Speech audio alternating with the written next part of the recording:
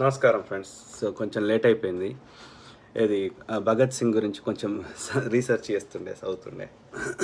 ఆ క్రమంలో షహీద్ భగత్ సింగ్ భారతదేశం కన్నటువంటి ఎందరో ఒక భరతమాత కన్న ముద్దు బిడ్డలలో చిరస్థాయిగా పేరు నిలిచిపోయేటువంటి వీరుడు, హీరో భగత్ సింగ్. ఓకే, ఆయన ఎట్ ది ఏజ్ ఆఫ్ 23, 23 ఏండ్లకి ఇది he was hang to death. అంటే కొన్ని మిత్స్ ఉన్నాయి ఆయన గురించి తెలుసుకుందాం. అంతకంటే ముందు ఆయనని అంటే కొన్ని దుష్ప్రచారాలు చేస్తున్నారు. ఏది గాంధీ కావాలని అతన్ని కాపాడలేదని అబద్ధాలు చెప్పడం. ఓకే, అదేవిధంగా అతని ట్రయల్ని దాంట్లో ఆర్ఎస్ఎస్ వాళ్ళు ఎవరి పాత్ర ఏంది అనేది కొన్ని తెలుసుకునే ప్రయత్నం చేద్దాం.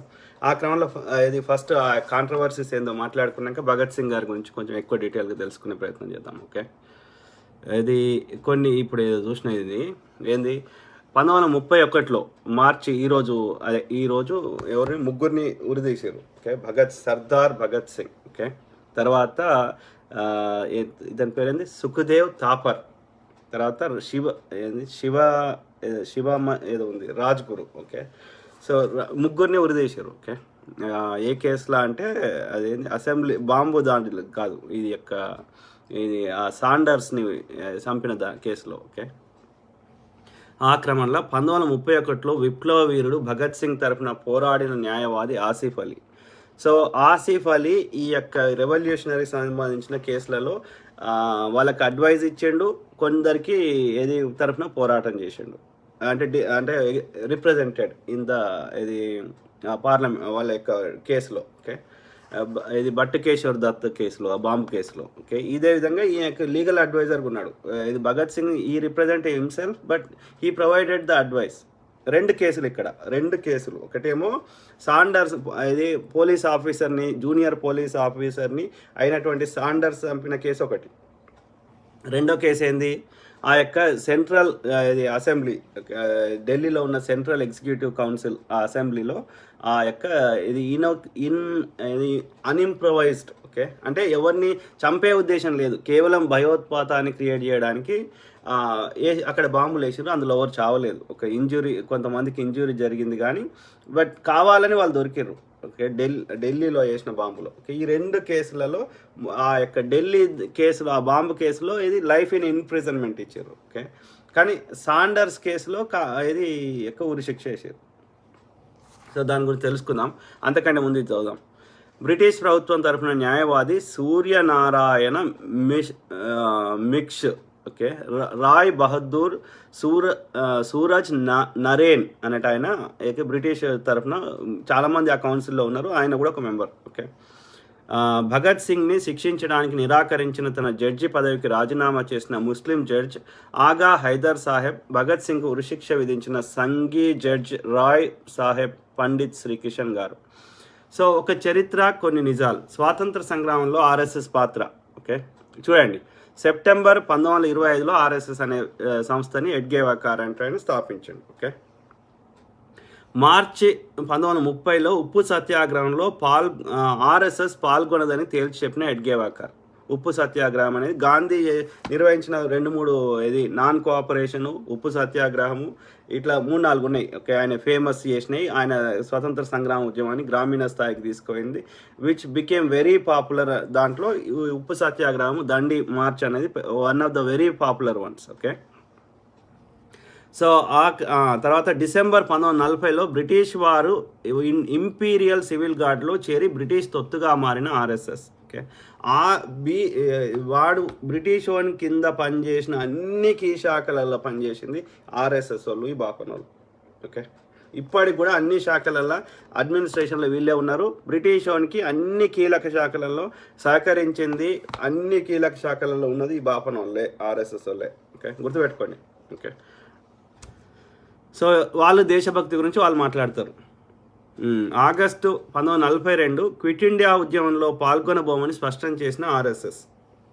వింటురా, భగత్ సింగ్ అనేట ఆయన ఇది యొక్క రెవల్యూషనరీ, అంటే ఇవాళ కమ్యూనిస్టులు అనొచ్చు, మన భాషలో చెప్పాలంటే కమ్యూనిస్టులు. ఓకే, లెఫ్ట్ భావజాలం కలవారు. ఓకే, వాళ్ళకి సమన్యాయం ఎట్లా దొరుకుతుంది అంటే ఆయుధం పట్టుకుంటేనే దొరుకుతుందని భావించేవాళ్ళు. అంటే నక్సలైట్లు, సిపిఐ, సిపిఎం, కమ్యూనిస్ట్. ఓకే, ఆ భావజాలం. ఓకే, విప్లవ భావజాలం మార్క్సిస్టు, లెనిన్. ఓకే, సో ఆ క్రమంలో ఆగస్టు 1947లో ఇది త్రివర్ణ పతాకాన్ని జాతీయ జెండాని గౌరవించమని తేల్చి చెప్పిన ఆర్ఎస్ఎస్. ఓకే, మహాత్మా గాంధీ గారిని చంపిన తర్వాత ఈ ఆర్ఎస్ఎస్ వాడు ఓకే తర్వాత ఏది బ్యాన్ చేసారు ఆర్ఎస్ఎస్ని. 2 కండిషన్స్ మీద పటేల్ గారు ఏది ఆ బ్యాన్ ఎత్తేసారు. ఒకటి, భారత రాజ్యాంగాన్ని మేము అంగీకరిస్తాం. రెండోది, భారత జెండాని మేము అంగీకరిస్తాం. ఈ 2 కండిషన్స్ ఒప్పుకుంటేనే పటేల్ గారు బ్యాన్ ఎత్తేసారు.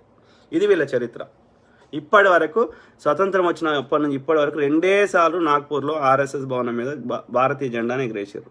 వాళ్ళు దేశభక్తి గురించి మాట్లాడతారు. 1000 రూపాయలు గ్యాస్ సిలిండర్ చేసి 400 ఉన్నదాన్ని వాళ్ళు దేశభక్తి గురించి మాట్లాడతారు.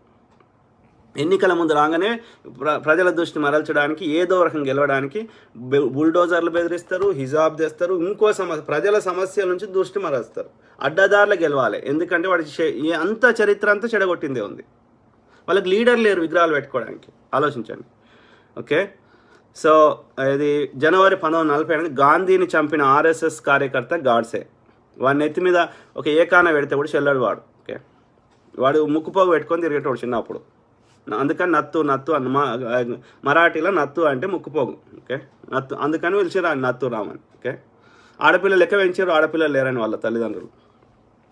చివరికి ఒక ఆడపిల్ల పుట్టినాక అప్పుడు మానేశారు. అది వాని బతుకు. ఫిబ్రవరి 1940 మొదటి తీవ్రవాది, స్వతంత్ర భారతదేశంలో మొదటి తీవ్రవాది ఎవడు అంటే నత్తురామ్. ఓకే, అది 3rd అటెంప్ట్.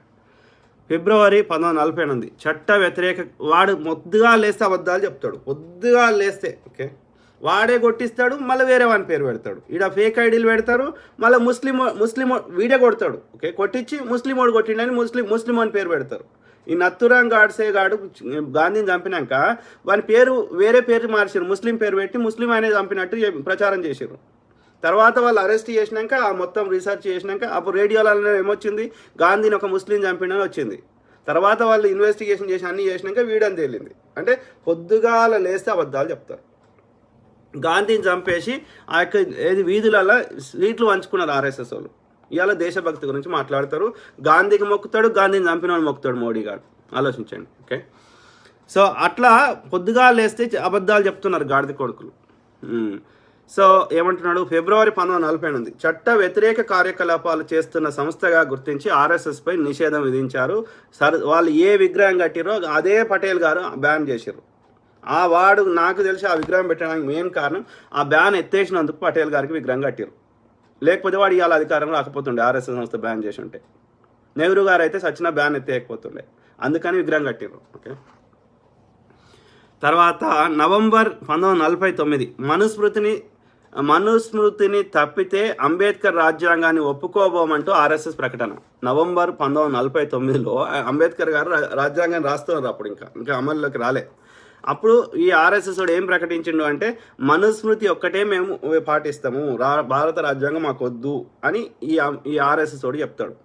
ఇవాళ అదే భారత రాజ్యాంగాన్ని చింపాలని ప్రయత్నం చేస్తున్నారు. బీసీ, ఎస్సీ, ఎస్టీలను మళ్ళీ ఒక శూద్రులు లేకపోతే అంటరాని వారు ఓకే అన్ని ఒక కీ నిర్ణయాలకి ఒక మంచి బట్ట కట్టుకోవద్దు, వాడు మాట్లాడొద్దు, వాడు అన్నిటికీ దూరం కావాలి. ఓకే, ఆయన ఈ బీసీ, ఎస్సీ, ఎస్టీలకి ఓటు అనే అవకాశం ఇచ్చిండు కాబట్టి ఈ మాత్రం మనం మాట్లాడగలుగుతున్నాం. ఓకే, ఆ చట్టంలో లేకపోతే, ఆ రాజ్యాంగం లేకపోతే అంతే, మేము దేవుని బిడ్డలం, మేము పైనుంచి వచ్చినాం, మేము చెప్పింది మీరు వినాలి. నువ్వు ఆ శూద్రునికి ఎందుకు పుట్టినావు అంటే నువ్వేదో పూర్వజనంలో పాపం చేసుకున్నావు, బ్యాడ్ కర్మ చేసినావు కాబట్టి నువ్వు పుట్టినావు. ఇట్లా అంటే మేమేం చేసినా చెల్లుతుంది. ఈ డబుల్ స్టాండర్డ్స్. వానికి బాపనానికి దెబ్బ తగిలితేనే దెబ్బ, బీసీ, ఎస్సీ, ఎస్టీ వానికి దెబ్బ తగిలితే వాళ్ళ ప్రాణాలు ఇప్పుడు ముస్లిమ్స్ కాశ్మీర్ దాంట్లో 1000 మంది ముస్లింలు చచ్చిపోతే నొప్పి కాలే, 89 మంది ఏది పండితులు చచ్చిపోతే అది అవుతుంది.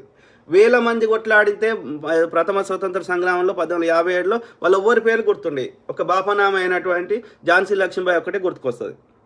నేను వాళ్ళని చిన్నగా చేస్తలేను, వాళ్ళు గొప్పలే, నేను కాదంటలేను ఝాన్సీ లక్ష్మీబాయి. కానీ అంతకంటే ఎక్కువ కొట్లాడిన వాళ్ళు మస్తు మంది ఉన్నారు. టిప్పు సుల్తాన్, సిరాజ్ ఉద్దీన్ దౌలా, బేగం హజ్రత్ మహల్, ఇట్లా మస్తు మంది ఉన్నారు. ఇంకా జజ్జరీబాయ్, ఇట్లా మస్తు మంది ఉన్నారు. ఎవరికి పేర్లు ఉండే సినిమాలు వాళ్ళ మీద పేర్ల మీద సినిమాలు రావు. మంగళ్ పాండే మీద సినిమాలు వస్తాయి కానీ వేరే వాళ్ళ మీద రావు సినిమాలు. ఇది పరిస్థితి. అంటే ఇక్కడ నొప్పి అయితేనేమో బాపనోళ్ళకి నొప్పి అయితేనే బిగ్ ఇష్యూ, వేరే వాళ్ళకి నొప్పి అయితే అది నొప్పి కాదు. వేల మంది ముస్లిమ్స్ చచ్చిపోయినా, వేల మంది బీసీలు చచ్చిపోయినా, ఎవరికి నొప్పి, ఎస్సీలు చచ్చిపోయినా, ఎస్టీలు చచ్చిపోయినా నొప్పి కాదు. ఓకే, బాపనోళ్ళకి నొప్పి అయితేనే నొప్పి. ఓకే, బాపనోడి తుమ్మినా అది గొప్పగా తుమ్మినట్టు. మిగతాడు ఎంత పోరాటం చేసినా, ఎంత కొట్లాడినా, ఎంత త్యాగం చేసినా వానికి గుర్తింపు ఉండదు. అంటే దిస్ డిస్క్రిమినేషన్ ఈజ్ ఇప్పటికి తీయండి. ఓకే, ఇండియన్ అడ్మినిస్ట్రేషన్లో ఏ కీ శాఖ జడ్జిలు ఇవాళ హైకోర్టు జడ్జిలు 650 మంది ఉన్నారు. 650 మంది హైకోర్టులో ఉన్న జడ్జిలలో 50 మంది కూడా లేరు. ఈ యొక్క మొత్తం ఈ యొక్క బహుజనులు, బీసీ, ఎస్సీ, ఎస్టీ జడ్జిలు 50 మంది కూడా లేరు. మొత్తం బాపన వాళ్ళే ఉన్నారు. చెప్పండి, సుప్రీంకోర్టులో 23 మంది జడ్జిలు ఉంటే 3 ఒక్కరో ఇద్దరు ఉన్నారు బీసీ, ఎస్సీ, ఎస్టీకి సంబంధించిన వాళ్ళు.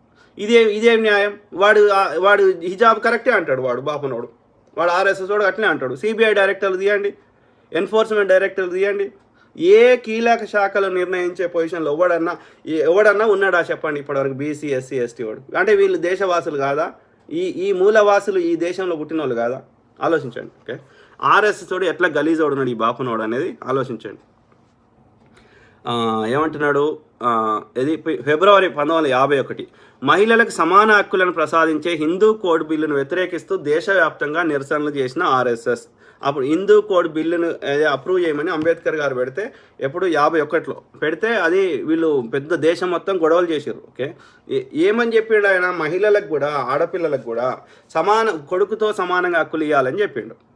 చెప్తే ఆ యొక్క వంశపారపర్యంగా ఆస్తుల విషయంలో కానీ మిగతా అన్ని విషయాల్లో చెప్తే పెద్ద లెవెల్లో, దేశం లెవెల్లో గొడవలు చేస్తే ఇక అప్పుడు కాంగ్రెస్ ఒప్పుకోలే. అప్పుడు ఓకే, ఒప్పుకోకపోతే ఆయన కోపం వచ్చి రిజైన్ చేసిండు అంబేద్కర్ గారు.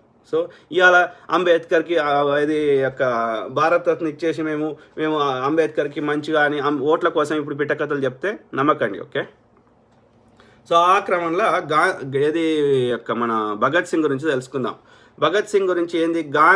గాంధీ ఏది ఆయనను అంటే కాపాడగలుగుతుండే కానీ కాపాడలేదు అని ఇది బాగా దుష్ప్రచారం చేస్తున్నారు. ఓకే, అది అబ్జల్యూట్ నాన్ సెన్స్. ఓకే, ఆయన శాయశక్తుల ప్రయత్నం చేసిండు. లాస్ట్కి ఏమన్నాడంటే కమ్యూట్ ద సెంటెన్స్ అంటే ఆ యొక్క డెత్ సెంటెన్స్ ఉంది కదా, డెత్ పెనాల్టీని తగ్గించాలి. అంటే కమ్యూట్ అంటే ఈజీగా అర్థం కావాలంటే 10 ఏళ్ళు ఉండేది 5 ఏళ్ళు చేయొచ్చు, దాని శిక్షను తగ్గించాలి. ఆయన ఇంటెన్షన్ ఏంది అంటే దాన్ని లేట్ చేస్తే, లైఫ్ ఇంప్రిజన్మెంట్ చేస్తే, లేకపోతే దాన్ని తగ్గిస్తే, శిక్షని ఉరి వేయకుండా, చంపకుండా దాన్ని తగ్గిస్తే మనకి ఈవెన్చువల్లీ తొందరలోనే స్వతంత్రం వస్తుంది, వచ్చినాక వాళ్ళని రిలీజ్ చేయొచ్చు అన్న ఉద్దేశంలో ఆ శిక్షను తగ్గించు అన్నాడు. గాంధీ అపోజ్డ్ ఏది భగత్ సింగ్ ఎవరైనా సరే హింసా పంతాను ఎంచుకుంటే ఆయన అహింసనే ప్రోత్సహించాడు. ఓకే, ఆయన ఎత్తుకున్న వాదమే ఆయన ఏది ఎక్కడది మన యొక్క యూపీలో అనుకుంటా. ఓకే, అదేంటి చౌరాచోరీలో ఆయన పీస్ఫుల్గా డెమాన్స్ట్రేట్ చేస్తుంటే ఆ యొక్క సత్యాగ్రహంలో పీస్ఫుల్గా డెమాన్స్ట్రేట్ చేస్తుంటే వాళ్ళకి ఏంది, వాళ్ళు బాగా కొట్టిరు, యొక్క లాఠీ చార్జ్ చేస్తే అక్కడ ఉన్న ప్రొటెస్టర్స్ కోపం వచ్చి ఆయన పోలీస్ స్టేషన్ కాలబెట్టారు. ఆ పోలీసు వాళ్ళని అందరినీ కాలబెడితే అప్పుడు ఆయన ఆ యొక్క సత్యాగ్రహాన్ని ఆపేసాడు. ఓకే, సో అప్పుడు అందరికి కోపం వచ్చింది, ఎందుకు ఆపేసినామని. గాంధీకి ఆ యొక్క హింసా పద్ధతి పోవడం అస్సలు నచ్చదు. ఓకే, హింసా పద్ధతిలో వాళ్ళతోటి గెలవలేం, చట్టానికి దోషులు లెక్క ఉండి వాళ్ళతోటి మనం గెలవలేం. కాబట్టి హింసా పద్ధతిని అపోజ్డ్. ఓకే, మనం వాడంత పవర్ఫుల్ లేము, వాళ్ళతో గెలవలేము, అనవసరంగా అది మన ప్రాణాలు పోగొట్టుకోవడం తప్ప ఏం లేదు. ఓకే అని ఆయన హింసని ప్రోత్సహించలే. ఆ క్రమంలో ఆయన ఏమన్నాడు, వాళ్ళ బ్రేవరీ, వాళ్ళ యొక్క ఫైటింగ్ స్పిరిట్, వాళ్ళ యొక్క గొప్పతనాన్ని మెచ్చుకుంటూ, కానీ ఇంకెవరు కూడా అట్లా హింస పంత ఎంచుకోకండి అని చెప్పిండు. ప్లస్ ఆ సెంటెన్స్ని తగ్గించమని చెప్పిండు, రిక్వెస్ట్ చేసిండు. వాళ్ళు వినలేదు. ఓకే, వాళ్ళకి ఎందుకు కోపం వచ్చింది అంటే భగత్ సింగ్ ఫస్ట్ చేసింది ఈ సాండర్స్ ఎందుకు చంపినరు అంటే అక్కడ ఏది యొక్క సైమన్ కమిషన్ వచ్చింది. సైమన్ కమిషన్ భారతదేశ పరిస్థితులను తెలుసుకోరమ్మని ఆ బ్రిటిష్ గవర్నమెంట్ అక్కడ పంపించింది. ఆ సైమన్ కమిషన్లో ఒక్క భారతీయులు లేడు, అంతా బ్రిటన్ వాళ్ళే ఉన్నారు. ఓకే, అది మన వాళ్ళకి నచ్చలే.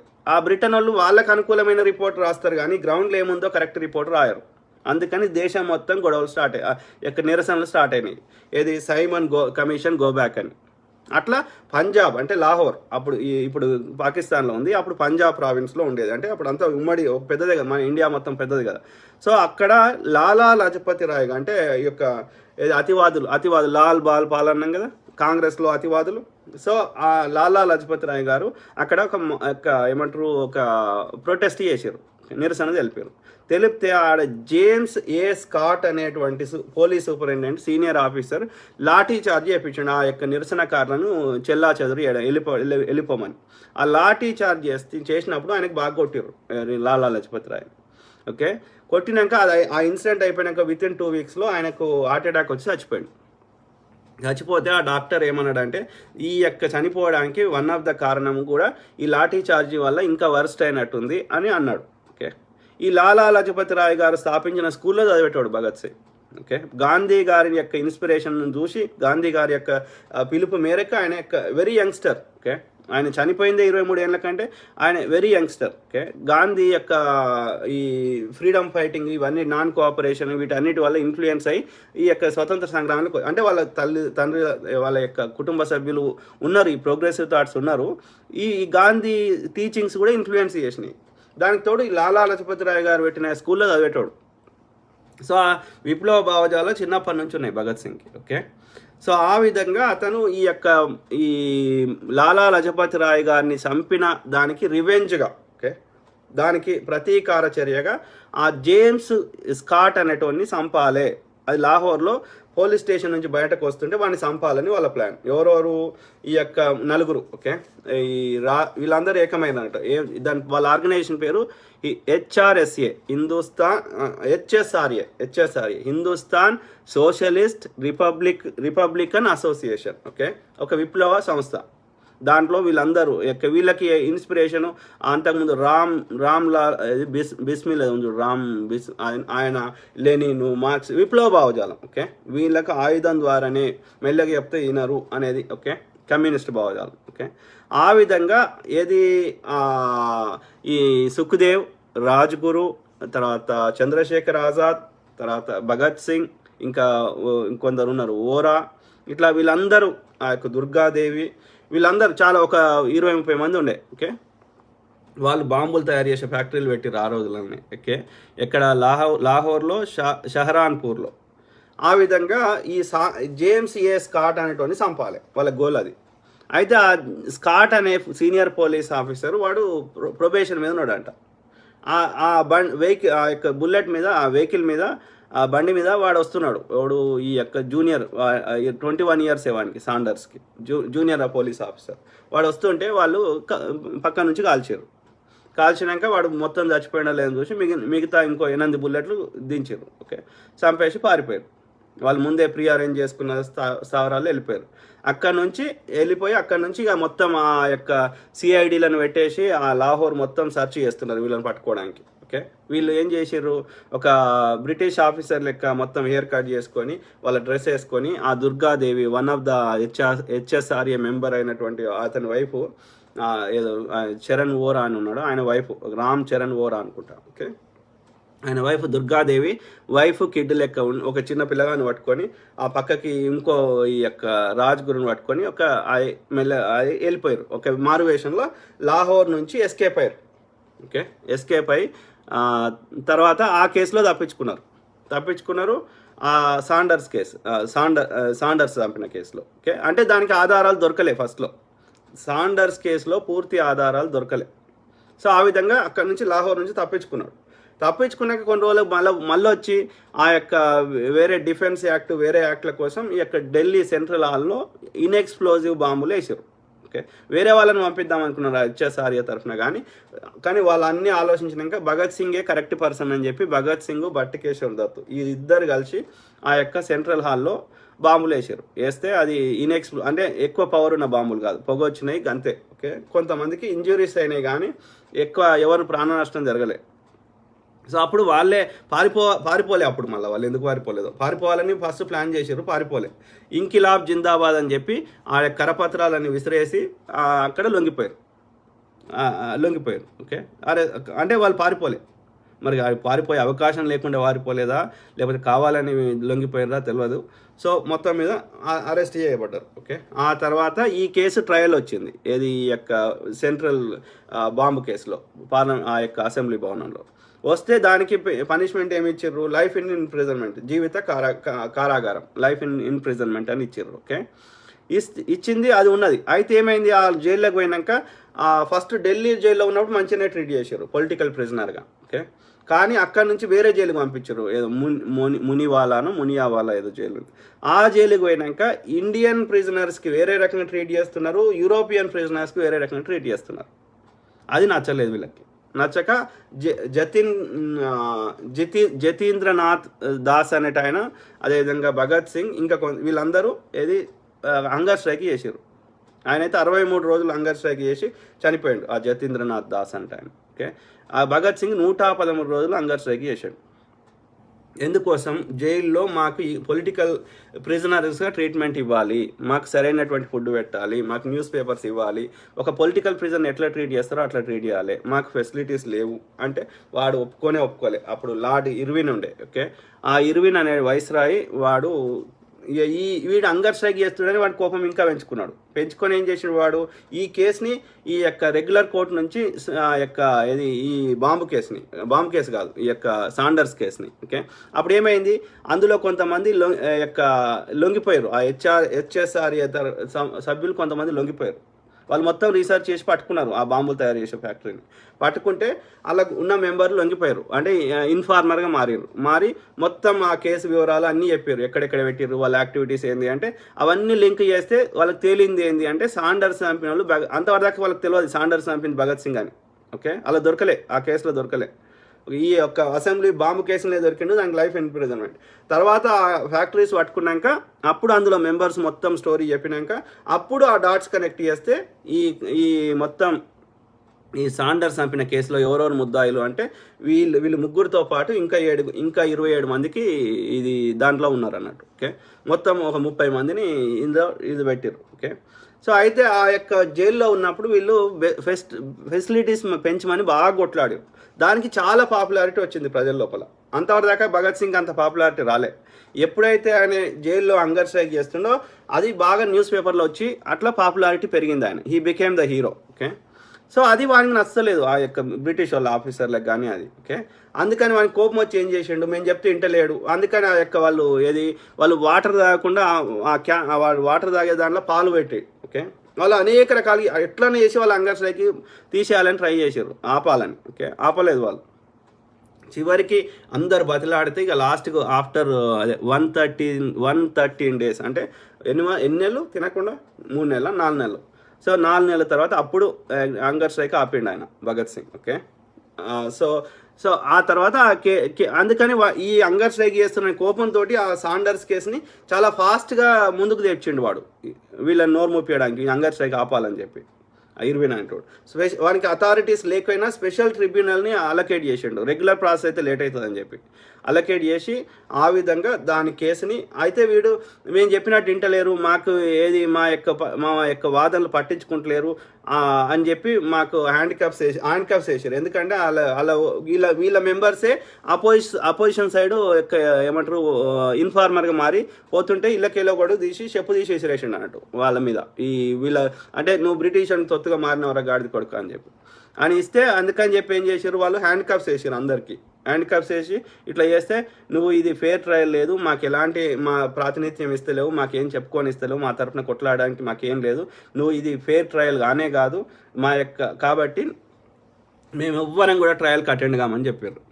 సో అటెండ్ కామని చెప్పి వాళ్ళు అటెండ్ కాలేదు. ట్రయల్ అయ్యేటప్పుడు వీళ్ళు లేరు, ఈ భగత్ సింగ్ వీళ్ళు ఎవ్వరు లేరు. ఓకే, సో అయినప్పటికీ వాడు ట్రయల్ని ముందుకు పంపించేసి వీళ్ళకు డెత్ సెంటెన్స్ అనౌన్స్ చేసాడు. ఓకే, ఆ విధంగా 23 మార్చ్ 1931 రోజు అరౌండ్ 7:30 PM ఎగ్జిక్యూట్ చేశారు. ఓకే, ఎక్కడ లాహోర్ సెంట్రల్ జైల్లో చేసి వాళ్ళ ప్రజల నుంచి తీవ్ర వ్యతిరేకత వస్తుందని చెప్పి వాడు యొక్క జైలు గోడలు పలగొట్టి వెనక నుంచి ఆ యొక్క బ్యాక్ సైడ్ ఒక ఏదో విలేజ్ ఉంది. ఓకే, ఆ విలేజ్లో కాలబెట్టారు. ఓకే, బయటకి ముందటి నుంచి వస్తే ప్రజలు ఊరుకోరని చెప్పి కాలబెట్టి ఆ బూడిదని ఆ సట్లేజ్ నదిలో పారబోసారు.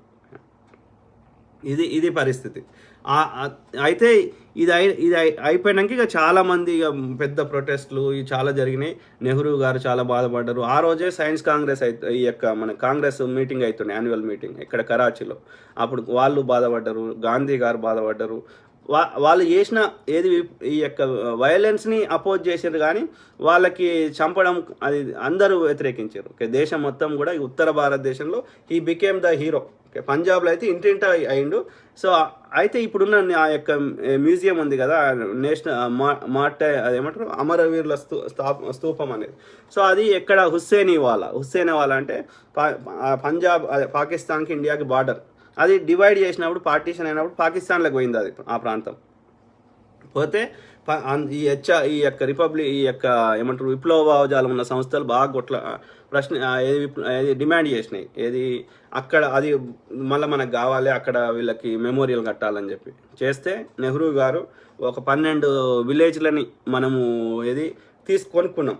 అంటే వాళ్ళకి మనకి ఇచ్చేసి ఆ జాగా తీసుకున్నాం. 12 విలేజ్లు మనం వాళ్ళకి ఇచ్చి, అదే ఇప్పుడు హుస్సేనివాలా మెమోరియల్ ఉంది కదా. సో అయితే అక్కడ భట్ కేశర్ దత్త ఆయన చివరి కోరిక నన్ను అక్కడనే నా యొక్క కామ్రేడ్స్ పక్కకి నన్ను అక్కడనే పెట్టాలంటే ఆయన చనిపోయినాక ఆయన అక్కడనే పెట్టారు. వాళ్ళ అమ్మ విద్యావతి కౌర్, ఆమె లాస్ట్ విషయం అక్కడనే పెట్టారు. ఓకే, సో అయితే ఈ యొక్క 1971 ఈ యొక్క వార్లో పాకిస్తాన్ వాడు వాటిని ఎత్తుకుపోయిండు, విగ్రహాలు ఎత్తుకుపోయి అది ఖరాబ్ చేస్తే మళ్ళీ 73లో ఇందిరాగాంధీ గారు మళ్ళీ దాన్ని పునరుద్ధరించారు. ఆ తర్వాత ఇప్పుడు కాంగ్రెస్ హయాంలో 2008, 2012 పార్లమెంట్లో చాలా విగ్రహాలు కట్టడం జరిగింది. ఆయన పేరు మీద ఎన్నో సినిమాలు వచ్చినాయి, ఎన్నో బుక్కులు వచ్చినాయి. ఓకే, ఆయన ఎథిస్ట్ అంటే దేవుని ఫస్ట్లో నమ్మేటోడు. తర్వాత ఈ యొక్క హిందూ ముస్లిమ్స్ ఐక్యంగా కొట్లాడేటోళ్ళు స్వతంత్రం కావాలని. తర్వాత హిందూ ముస్లిమ్స్ ఐక్యత పోయింది, ఫస్ట్లో ఉన్నది లేదు. ఓకే, ఈ మతం పేరు మీద కొట్టుకదచ్చుడు స్టార్ట్ చేశారు. అందుకని ఈ మతం అంటేనే ఆయనకు అసహించుకున్నాడు అన్నట్టు. ఏ మతం లేదు, ఇవంతా మనిషి తన యొక్క బలహీనతల నుంచి కాపాడుకోవడానికి మ్యాన్ క్రియేటెడ్ గాడ్, మనిషి దేవుని సృష్టించుకున్నాడు కాబట్టి నేను నమ్మ అని చెప్పాడు ఆయన. ఓకే,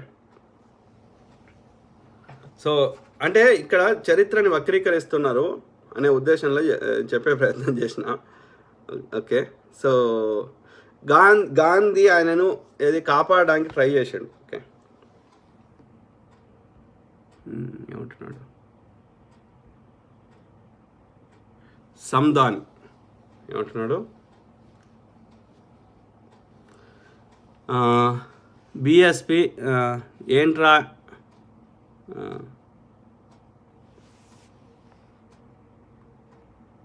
ఏమైంది బ్రదర్?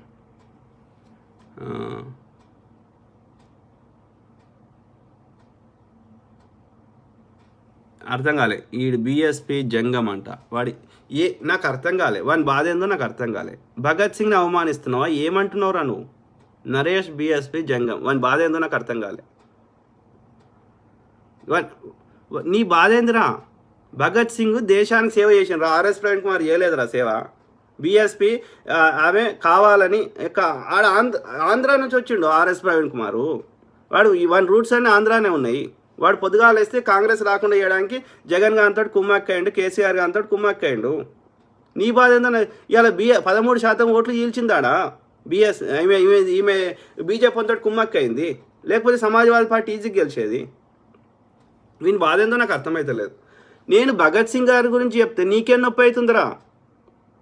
చరిత్రని వాస్తవాలు ప్రజలకు తెలవాలి కదరా. పొద్దుగాలేస్తే అబద్ధాలలో బతుకోద్దు కదరా గాడిది.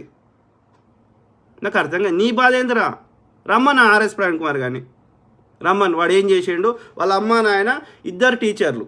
ఓకే, కాదు దళితులు, ఏ దళితుల సమస్య నుంచి కొట్లాడిన రాడు? మందాకృష్ణ మాదిగానే కొట్లాడిండు, అద్దంకి దయాకర్ అన్న తెలంగాణ ఉద్యమంలో పాల్గొన్నాడు, కొట్లాడిండు. ఏం బీకిన రాయుడు కాదు. ఈడు చదివినటువంటి ఆర్ఎస్ ప్రవీణ్ కుమార్ గారు చదివిన గురుకులాల్లో ఎవడు పెట్టినరా? గురుకులాలు నందమూరి తారక రామారావు పెట్టిండు. దానికి డిజైన్ చేసింది ఎవడరా? శంకర్ అని అంటే ఆయన. మరి వీడు ఫెసిలిటీస్ బాగాలేకపోతే ఎట్లా చదివిండు? వీళ్ళ అమ్మ నాయన ఇద్దరు టీచర్లు. వాటి బాధ ఏందో నాకు అర్థమైతే లేదు. బతకడానికి వచ్చినావు బతుకు కదా. ఎంతమంది నక్సలైట్లను అన్నలను చంపిండు వీడు? ఎన్కౌంటర్ స్పెషలిస్ట్ అని ఎంతమంది అన్నలను చంపిండు? నీ బాధ ఏందిరా? ఆడ అమ్మాయిలందరూ ఆ యొక్క పిల్లలకు పెట్టే తిండిలో దోసుకొని తింటున్నారు.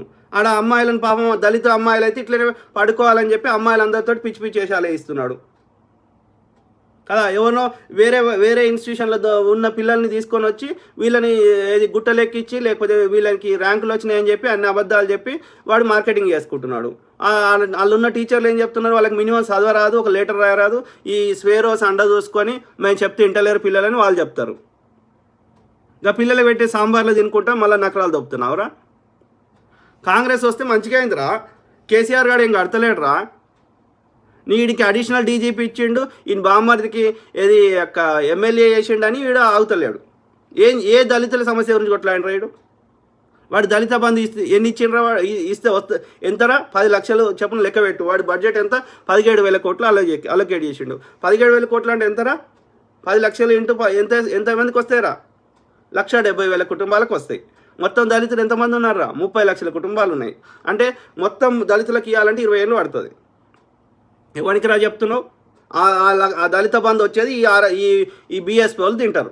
తిని కాంగ్రెస్ పడకుండా ఓటు బ్యాంక్ చీల్చే ప్రయత్నం చేస్తారు. కాంగ్రెస్ రాకుండా చేయడానికి ఇది చేస్తారు. కూర్చున్న దగ్గర పైసలు సంపాదించాలి అడ్డదారులలో. డీజీపీ ఉండగా అడిషనల్ డీజీపీ తోటి ఏం పనిరా.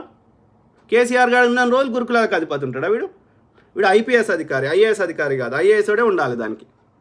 వీడు కన్వర్టాడు. పొద్దుగాలేస్తే కన్వర్టాడు. మాలా పొద్దుగాలేస్తే అబద్ధాలు చెప్పుకుంటే గాడిది. నీ వల్ల దేశానికి ఏం యూజ్ అవుతుందిరా. ఏం చేసినవురా నువ్వు, చెత్త నా కొడక.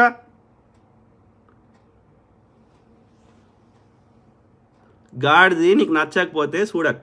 ఓకే, అర్థమైందా. భగత్ సింగ్ అంటే మహనీయుడు, విప్లవకారుడు, దేశానికి సేవ చేసిండు, ఆయన ప్రాణాలు అర్పించిండు. వాళ్ళ గురించి ప్రజలకు వాస్తవాలు తెలవాలి. ఓకే, అబద్ధాలు లేస్తే అబద్ధాలు చెప్పమనిలే రాముడు. ఓకే, అర్థమైందా. గాడిది రాముడు ఉంటే ఫస్ట్ బొంద పెట్టేది ఆర్ఎస్ఎస్ వల్ల బొంద పెట్టేవాడేమో. నా పేరు మీద అబద్ధాలు ఎందుకు చెప్తుర్రా, నా పేరు మీద ఎందుకు కోట్లు అడుగుతుర్రా అని తంతాడు రాముడు. గుర్తుపెట్టుకో. జీసస్ కూడా అదే చెప్పిండు. నువ్వు జీసస్ నమ్ముతావు కదా, జీసస్ శిలువ వేసిన వాళ్ళని ఫర్గివ్ చేయమన్నాడు, అబద్ధాలు చెప్పమనిలే జీసస్. బైబిల్ తీయండి గాడిదలు. వాడికి శాత కాదు, వాడు చేసేది అడ్డదారులు. మళ్ళీ మీదకి వెళ్ళి మంచోళ్ళ మీద బురదాలుడు, మంచోళ్ళని నోరుకెట్లా వస్తారని మాట్లాడతావురా గాడిది. V6లా కాదురా, మేము తెలంగాణ తెచ్చుకున్నదే వీళ్ళతో కొట్లాడి. ఓకే, పొద్దుగా లేస్తే ఇలా మా అస్తిత్వానికి మేము ఎందుకు తెచ్చుకున్నాం రా తెలంగాణ, ఎందుకు కొట్లాడినాం రా. కాదు, తెలంగాణ చరిత్ర తీయండి రా. ఏది 196 ఏళ్ళు కుతుబ్ షాహీలు పరిపాలించారు.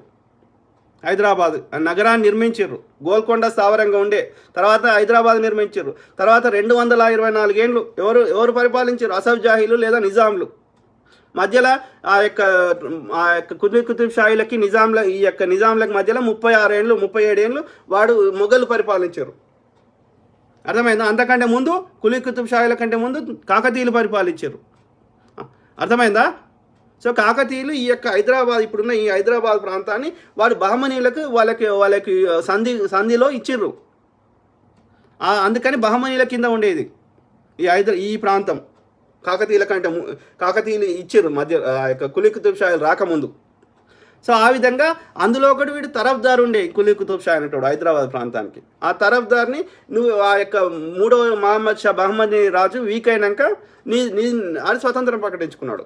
మొఘల్ సామ్రాజ్యంలో ఔరంగజేబ్ తర్వాత వీక్ అయిపోయినాక వాడు వచ్చిండు, రంగేలి రాజా అనే వాడు వచ్చినాక ఈ యొక్క మన నిజాము నాది నేను పరిపాలించుకుంటా అంటే వాడు సరే అన్నాడు.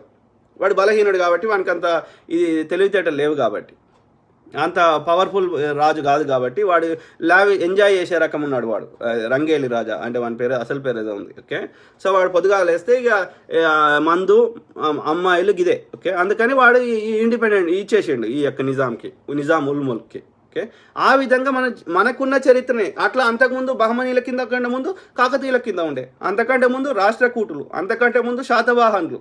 సో ఎవడ్రా స్వతంత్రం వచ్చినాక కూడా అది నిజాం తర్వాత మన భారతదేశాన్ని కలపడం జరిగింది. మనం బలవంతంగా ఆపరేషన్ పోలో నిర్వహించి గుంజుకున్నాం. ఆర్మీ మిలిటరీ చర్య ద్వారా, పోలీస్ చర్య, మిలిటరీ చర్య గుంజుకున్నాక మన యొక్క మిలిటరీ ప్రభుత్వం ఉండే 1 ఇయర్. తర్వాత 1 ఇయర్ 2 ఇయర్స్ అది సివిల్ గవర్నమెంట్ ఉండే వీకే మిల్లోడి. అంతకుముందు జేఎన్ చౌదరి. అది అయిపోయినాక ఎప్పుడు 1956 దాకా కూడా హైదరాబాద్ రాష్ట్రమే ఉండే.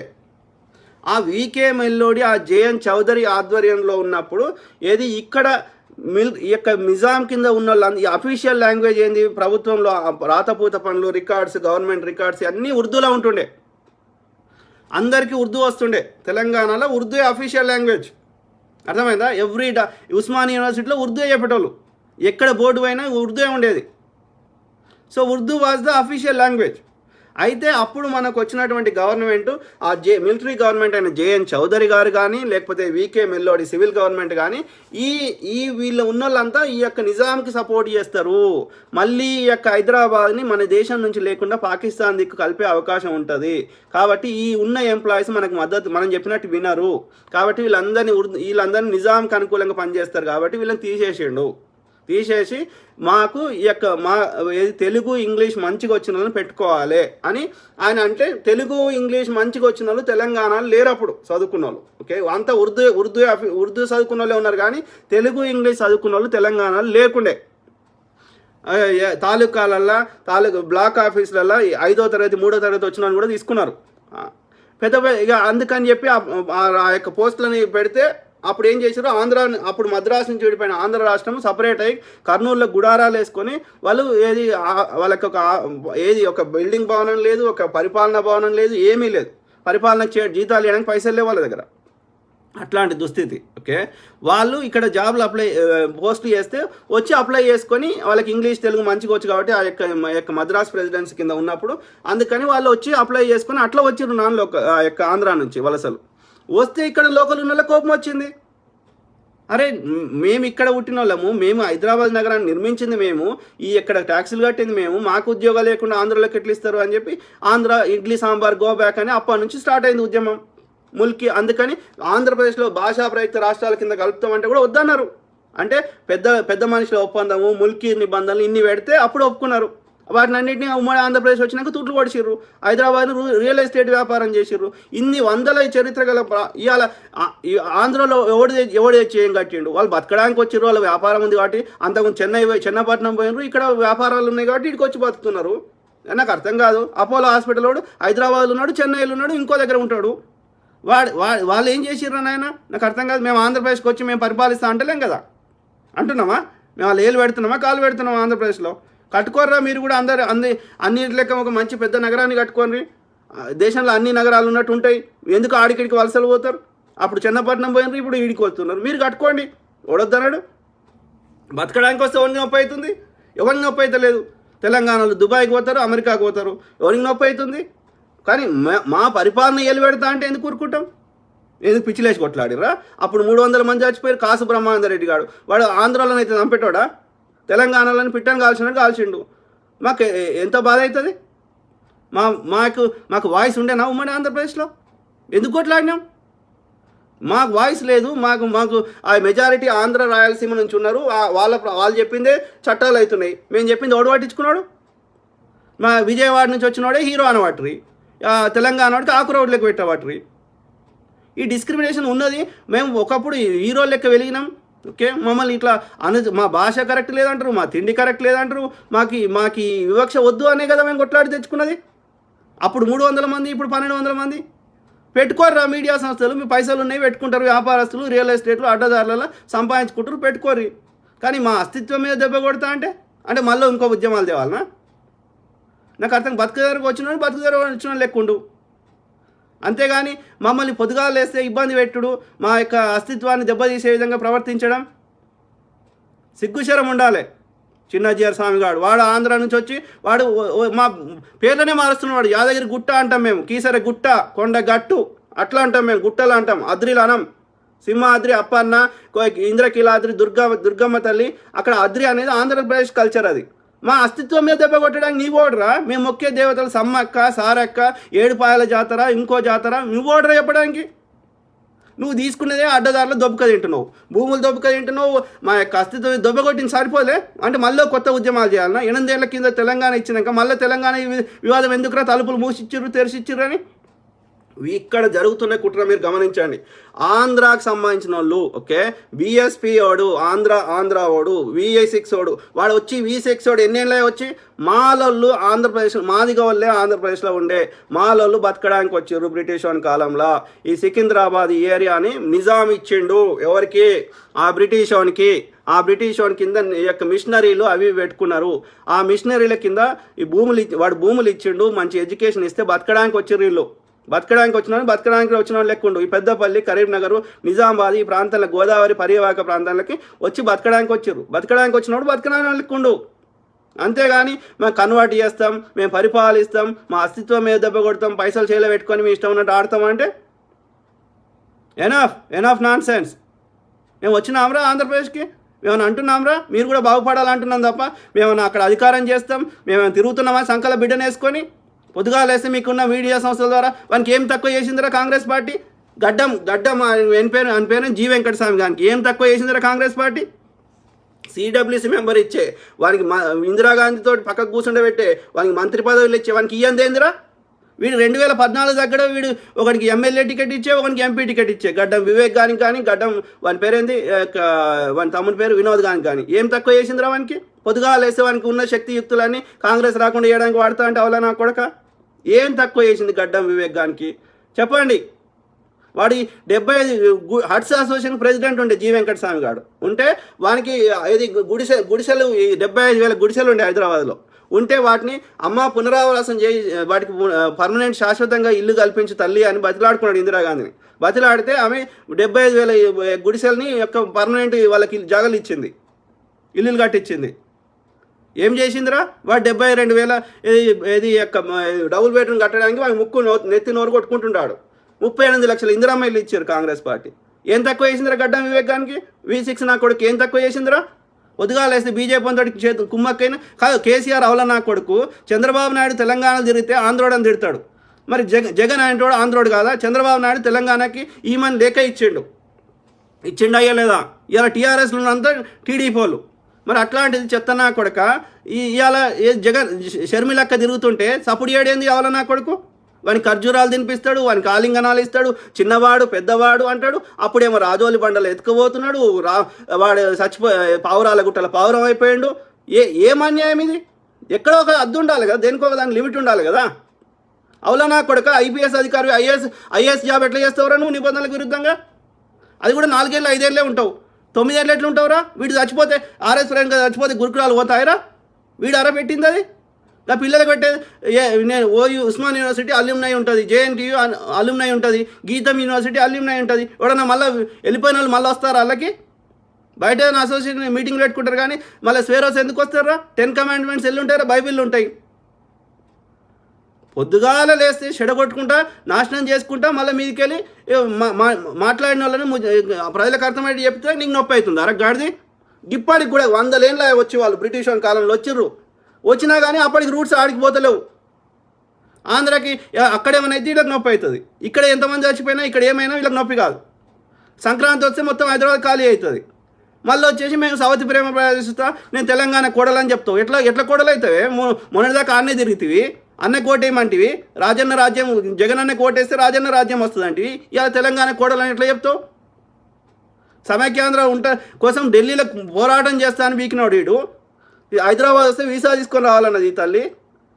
మళ్ళీ మీదికలు వచ్చేసి ఇప్పుడు తెలంగాణ ప్రజల యొక్క హావభావాలతోటి మనోభావాలతోటి ఇష్టం ఉన్నట్టు ఆడుకుంటా నోరుకి ఎట్లా వస్తే అట్లా మాట్లాడతారు.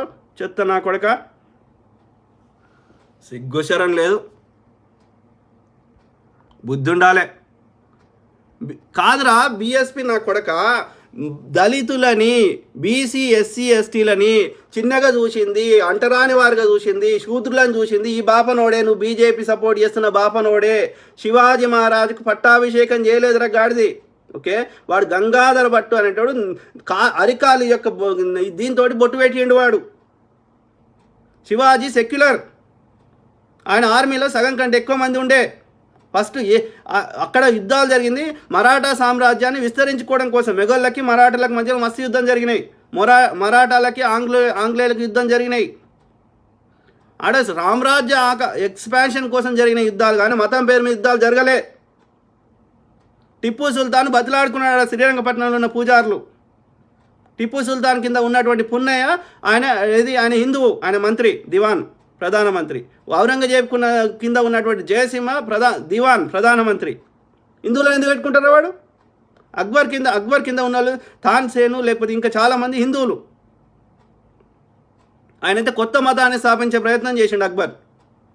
ఆయన పెరిగిందల్లా రాజపుత్రుల చేయిలో పెరిగిండు. ఆయన చిన్నప్పుడు వాళ్ళ నాయన పారిపోయిండు హుమాయూన్. ఆ షేర్షా సూరి వచ్చినాక పొద్దుగా లేస్తే చరిత్రను వక్రీకరిస్తావు, ఏ విషయం మీద అవగాహన ఉండదు. పొద్దుగా లేస్తే అవలనా కొడుక, పొద్దుగా లేస్తే నిబంధనల గురించి పేదోడి సొమ్ము దోసుకోవాల్సిన అవసరం ఏమొచ్చింది రా ఆర్ఎస్ ప్రవీణ్ కుమార్ గారికి? ఏం బీకిన రావాడు? ఏ దళితుల సమస్యల గురించి కొట్లాడిన రావాడు కాదు. ఎస్సీ వర్గీకరణ చేయాలంటే ఏం తప్పు ఉందిరా? ఏమడుగుతుంది? 15% ఉంది. 15%లో ఎంతమంది మాలోళ్ళు ఉన్నారు? ఐపీఎస్లో ఐఏఎస్లు ఎమ్మెల్యేలు ఎంతమంది మాదిగోళ్ళు ఉన్నారు? తీయండి లెక్క. రెల్లియోళ్ళు ఎంతమంది ఉన్నారు తీయండి. జస్టిస్ రామచంద్ర కమిషన్ చెప్పింది కదా, ఏమని చెప్పింది? 7% మాదిగలకి ఇమ్మని చెప్పింది, 6% యొక్క మాలలకి ఇమ్మని చెప్పింది, ఇంకా ఆది జాంబవంతుల వాళ్ళకి ఇమ్మని చెప్పింది, రెల్లి వాళ్ళకి 2% ఇమ్మని చెప్పింది. అట్లా తీసుకుంటున్నావు. మళ్ళీ కన్వర్టెడ్ క్రిస్టియన్ బీసీసీ కింద తీసుకుంటున్నావు. మరి బీసీలలో ఏబిసిడి వర్గీకరణ ఉంటే ఎవరిని నొప్పి కాలేదు. మరి ఎస్సీలో వర్గీకరణ కావాలంటే ఎందుకు అపోజ్ చేస్తారా మాలలు? అంటే మాదిగోళ్ళ సోదరులు మనుషులు కాదా వాళ్ళు? అంబేద్కర్ గొప్పవాడైనప్పుడు బాబు జగ్జీవన్ రావు గొప్పవాడు కదా? బాబు జగ్జీవన్ రావు గొప్పవాడు అంటే ఆమె తిడుతున్నారు. ఆమె ఆంధ్రప్రదేశ్లో ఆమె పేరు అనితనా పేరు తప్ప ఆయన చెడగొట్టిండా బాబు జగ్జీవన్ రావు? అంటే ఒక అంబేద్కర్ పేరు ఒకటే ఉండాలి, మిగతా పేర్లు ఉండొద్దా? భగత్ సింగ్ పేరు ఉండొద్దా? సుభాష్ చంద్రబోస్ పేరు ఉండొద్దా? జజ్జరీబాయ్ పేరు ఉండొద్దా? అందరు కష్టపడ్డారా? ఎవరి పంతాల వాళ్ళు. We look at their intentions. సిగ్గుశరం ఉండాలి. నువ్వు చేసిన వాడి మీద బురద తాగుతావు గాడిది. రమ్మని వాడిని ఆర్ఎస్ ప్రవీణ్ కుమార్ గారిని మాట్లాడమని దమ్ముంటే ఏ టాపిక్ నువ్వు మాట్లాడతాడు? నకరాలు దొబ్బా నా మీద ఇష్టం ఉన్నట్టు మాట్లాడుతా అంటే ఊరుకోరు. ఇప్పటికి కూడా చెడగొట్టే కార్యక్రమాలు తప్ప ఏమైనా ఉన్నాయరా మంచిగా చేసినాయి? ఎందుకు రావద్దురా కాంగ్రెస్ వస్తే ప్రజలకు మంచి జరిగింది. మెట్రో రైలు కట్టిర్రు కదా, ఐఐటీలు పెట్టిర్రు, పివి నరసింహారావు ఎక్స్ప్రెస్ హైవే కట్టిర్రు, ఔటర్ రింగ్ రోడ్ కట్టిర్రు, శంషాబాద్ ఎయిర్పోర్ట్ కట్టిర్రు. ఆర్ఎస్ ప్రవీణ్ కుమార్ పోతాడు కదా, అట్లాంటిది ఎయిర్పోర్ట్ కడతా అన్నాడు కేసీఆర్ గారు. 5 ఎయిర్పోర్ట్లు కడతా అన్నాడు. షామీర్పేట సైడ్ ఒకటి కడతా అన్నాడు, వరంగల్ ఒకటి కడతా అన్నాడు. నిజాం ఉన్నప్పుడు ఎన్నో ఎయిర్పోర్ట్లు ఉండే. కట్టిండా కేసీఆర్ గారు? మరి కాంగ్రెస్ వాడు కట్టిండు కాబట్టి మేము సపోర్ట్ చేస్తున్నాం. పెట్రోల్ 70 రూపాయలకి వచ్చింది ఆ రోజు, అందుకని సపోర్ట్ చేస్తున్నాం. ఓకే, 400 రూపాయల సిలిండర్ ఉండే అందుకని సపోర్ట్ చేస్తున్నాం. వాడు అభివృద్ధి చేసిండు, మీ నాగార్జున సాగర్ కట్టిండు, శ్రీశైలం కట్టిండు, అందుకని సపోర్ట్ చేస్తున్నాం. నాకు ₹1 ఇమ్మంటున్నారు ఎవరన్నా? మంచివాడిని సపోర్ట్ చేస్తాం.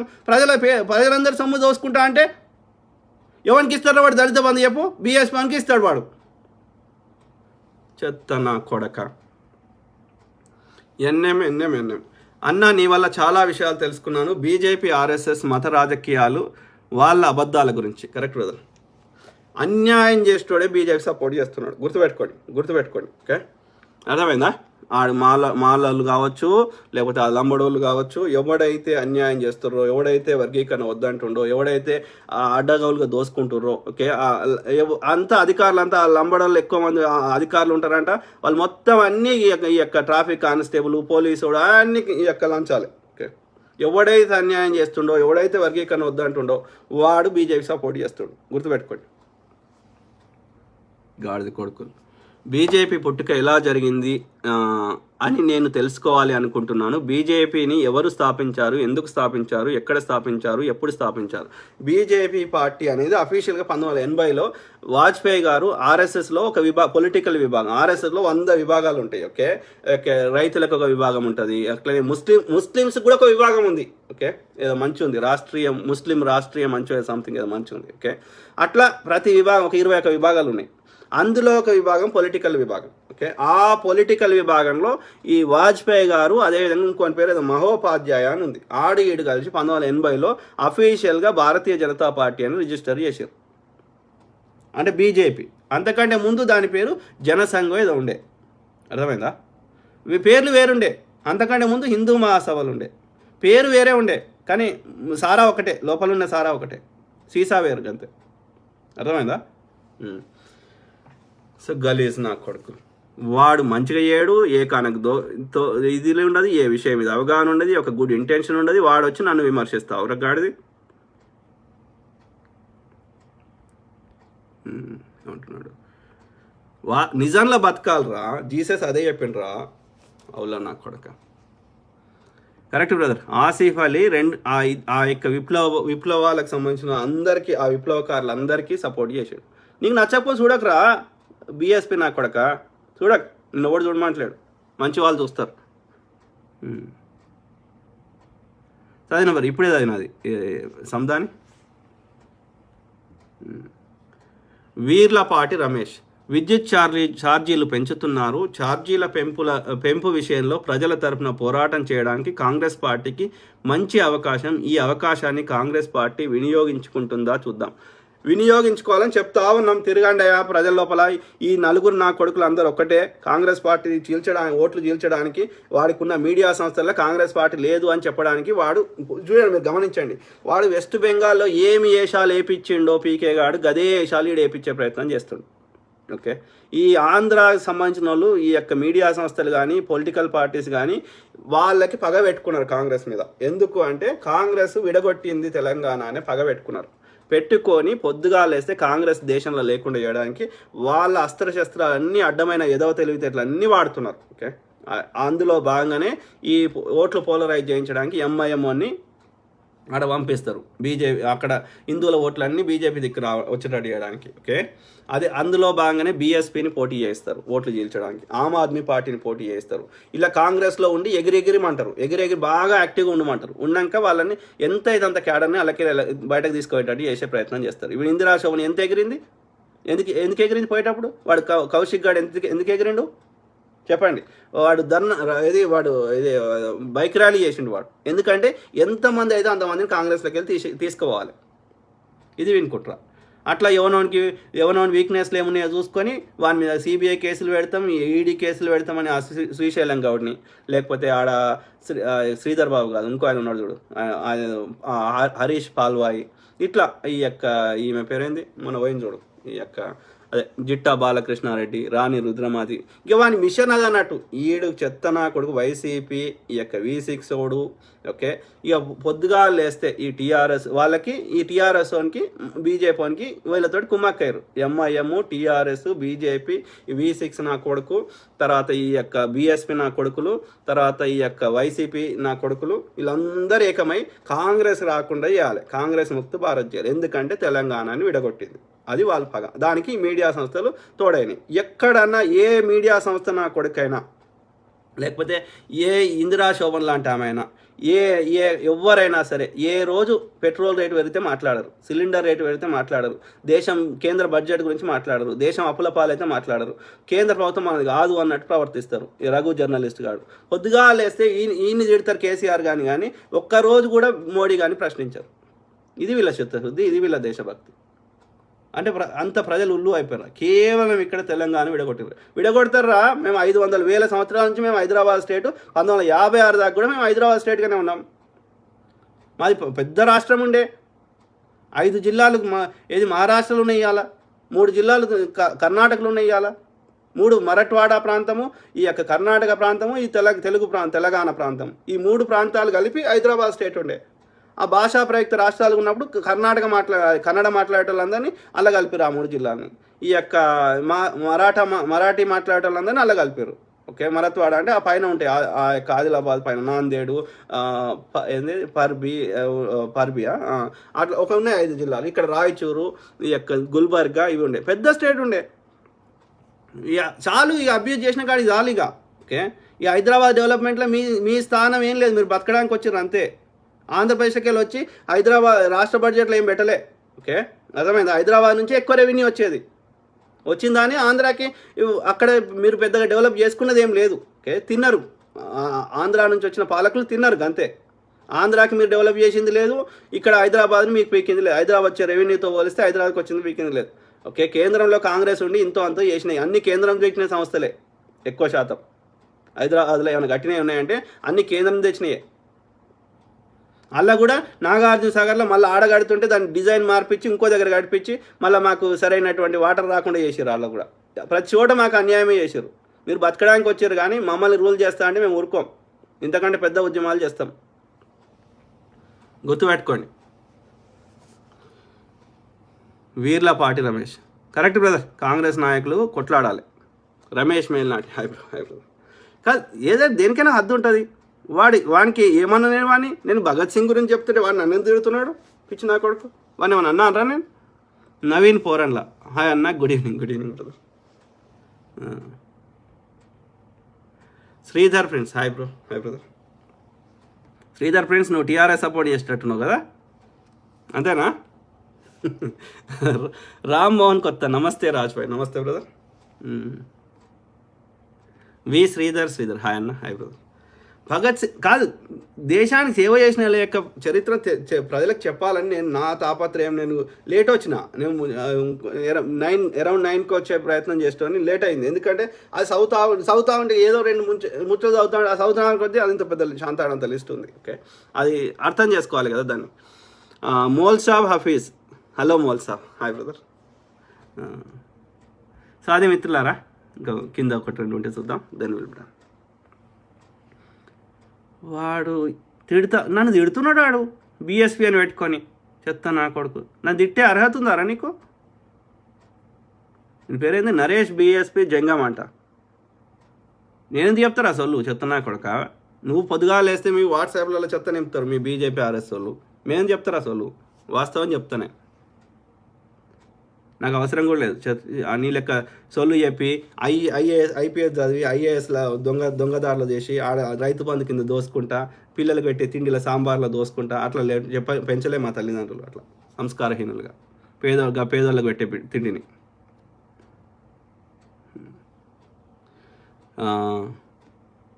నువ్వు చూడకరా బీఎస్పీ జంగంగా తెత్తనా కొడుక.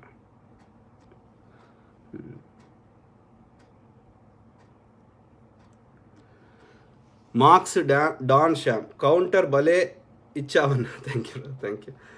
వాళ్ళు ఈ మాలోళ్ళు అంట మాదిగోళ్ళ ఇంట్లో తినరంట, మాదిగోళ్ళ బిడ్డను పెళ్ళి చేసుకోరంట. వాడు వచ్చేసి నాకు డిస్క్రిమినేషన్ అయిందని ముచ్చట చెప్తాడు. మీరు తీయండి, ఆ 15% రిజర్వేషన్లో ఎంతమంది ఎమ్మెల్యేలు మాదిగోళ్ళు ఉన్నారు, ఎంతమంది ఐపీఎస్ ఐఏఎస్ అధికారులు మాదిగోళ్ళు ఉన్నారు, తీయండి లెక్క. వాడు ఎందుకు వర్గీకరణ వద్దంటాడు చెప్పు. వీనికి 6% ఇస్తా అంటారు, వానికి 7% ఇస్తా అంటారు. తప్పేముంది అందులో? వాడు వచ్చేసి న్యాయం గురించి మాట్లాడతాడు. వానికి ఇద్దరు టీచర్లు. ఆడు చెన్నై నుంచి మద్రాస్ ఈ యొక్క ఆంధ్రప్రదేశ్కి బతకడానికి వచ్చారు, ఆంధ్రప్రదేశ్ నుంచి ఈ యొక్క నల్గొండకు బతకడానికి వచ్చిండు వీళ్ళ తల్లిదండ్రులు, ఈ యొక్క ఆర్ఎస్ ప్రవీణ్ కుమార్ తల్లిదండ్రులు. వాడు కన్వర్టెడ్ క్రిస్టియన్ మాల.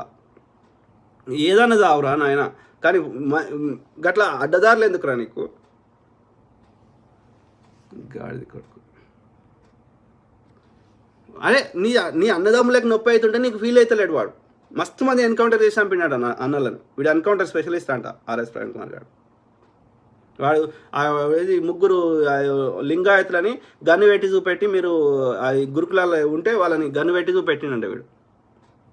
వాడు చూపెట్టే బొమ్మ వేరుంది. ఓకే, వాడు ఏ దళితుల కోసం కొట్లాడలే, గుర్తుపెట్టుకోండి.